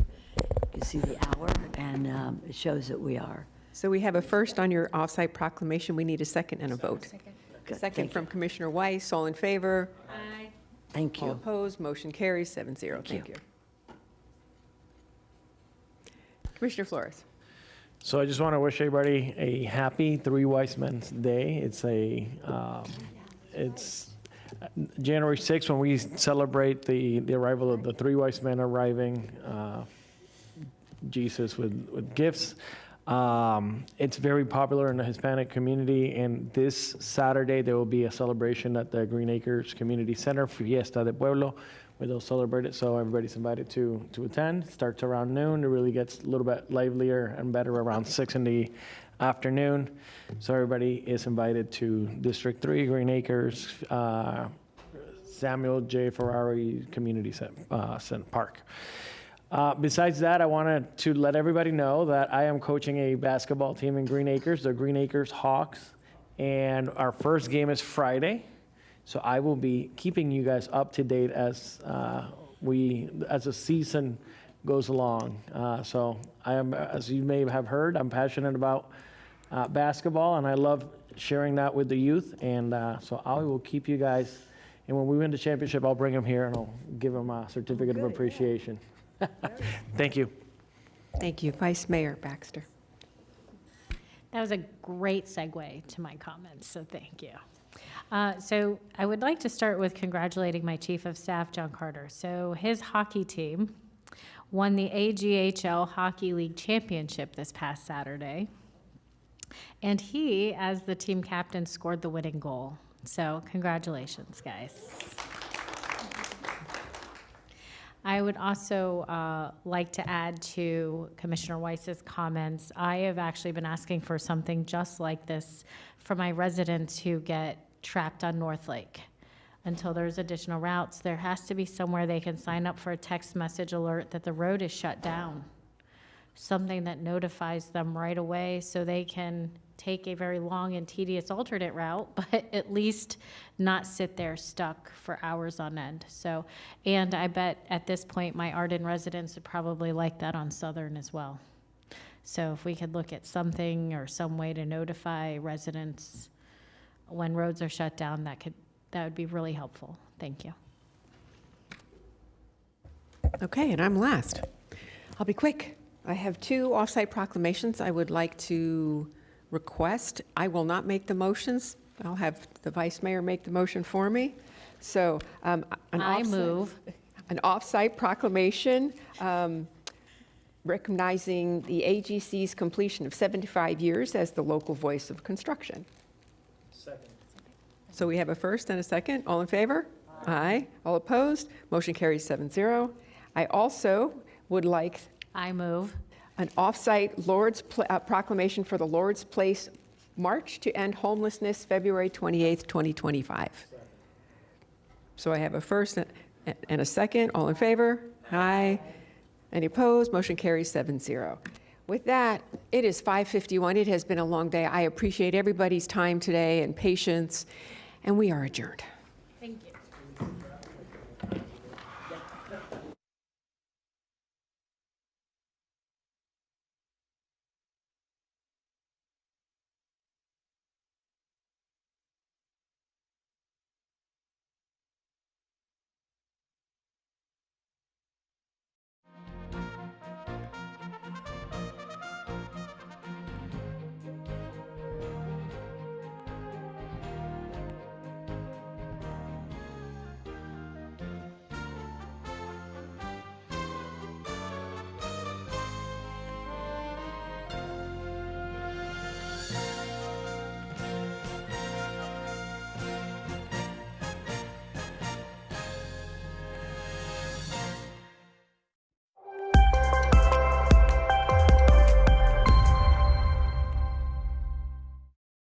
Welcome to Inside PBC, where we highlight what's going on inside Palm Beach County.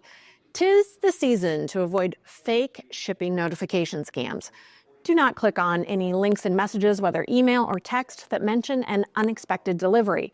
Contact the shipper directly for more information and save yourself from being scammed. And exciting news for drivers from the Florida Department of Transportation on its construction work on the US 1 Jupiter Bridge project. The concrete deck pour on the Bascule Bridge is complete, and the paving of the bridge is approaching. Fingers crossed, one traffic lane in each direction will open by early 2025. And are you looking for fun on a Friday night involving the beach and a bonfire? Every first and third Friday, local vendors, a market by the water, and a bonfire all begin at 6 p.m. at the Lake Worth Beach Casino. And it's a great time for everyone. And if you don't want to deal with all the parking hassle, Palm Train can take you there. For all this and more, visit our website at pbcgov.com.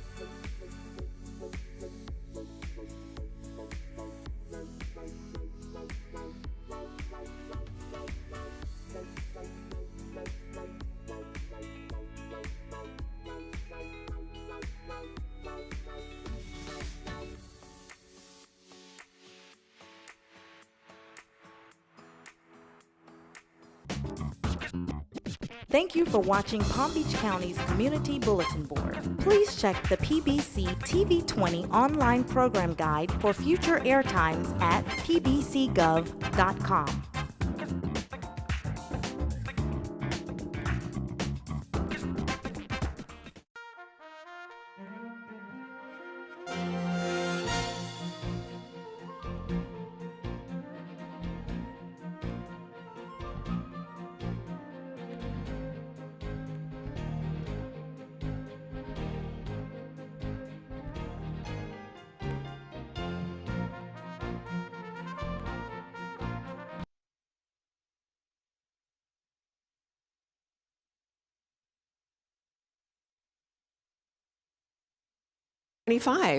Oh my gosh, did 2024 go quickly? We are going to get started. So at this moment, I am actually going, I didn't give the prayer book to anybody, so you know what, I'll do it. Would you all please stand if you can?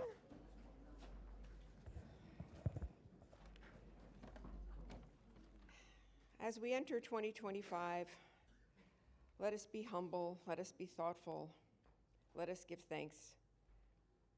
Let us befriend those next to us. Let us say prayers for our troops. Let us say prayers for our new president. Let us say prayers for a peaceful transition. Let us do the work that we've been elected to do here gracefully, cordially. And with that, I say amen. I pledge allegiance to the flag of the United States of America and to the republic for which it stands, one nation, under God, indivisible, with liberty and justice for all.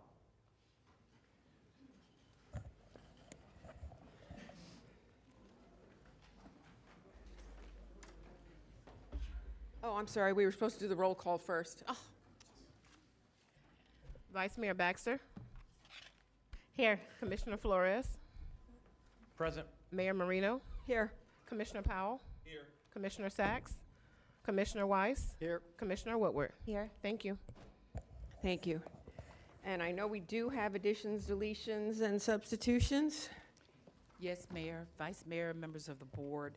On page 37, 3X1 has been deleted for further staff review.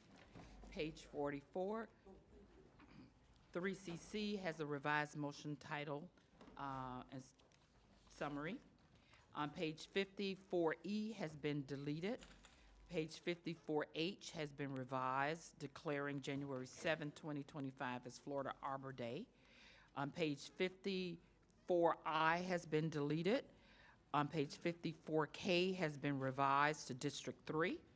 And on page 54M is an add-on proclamation as Mentoring Month. On page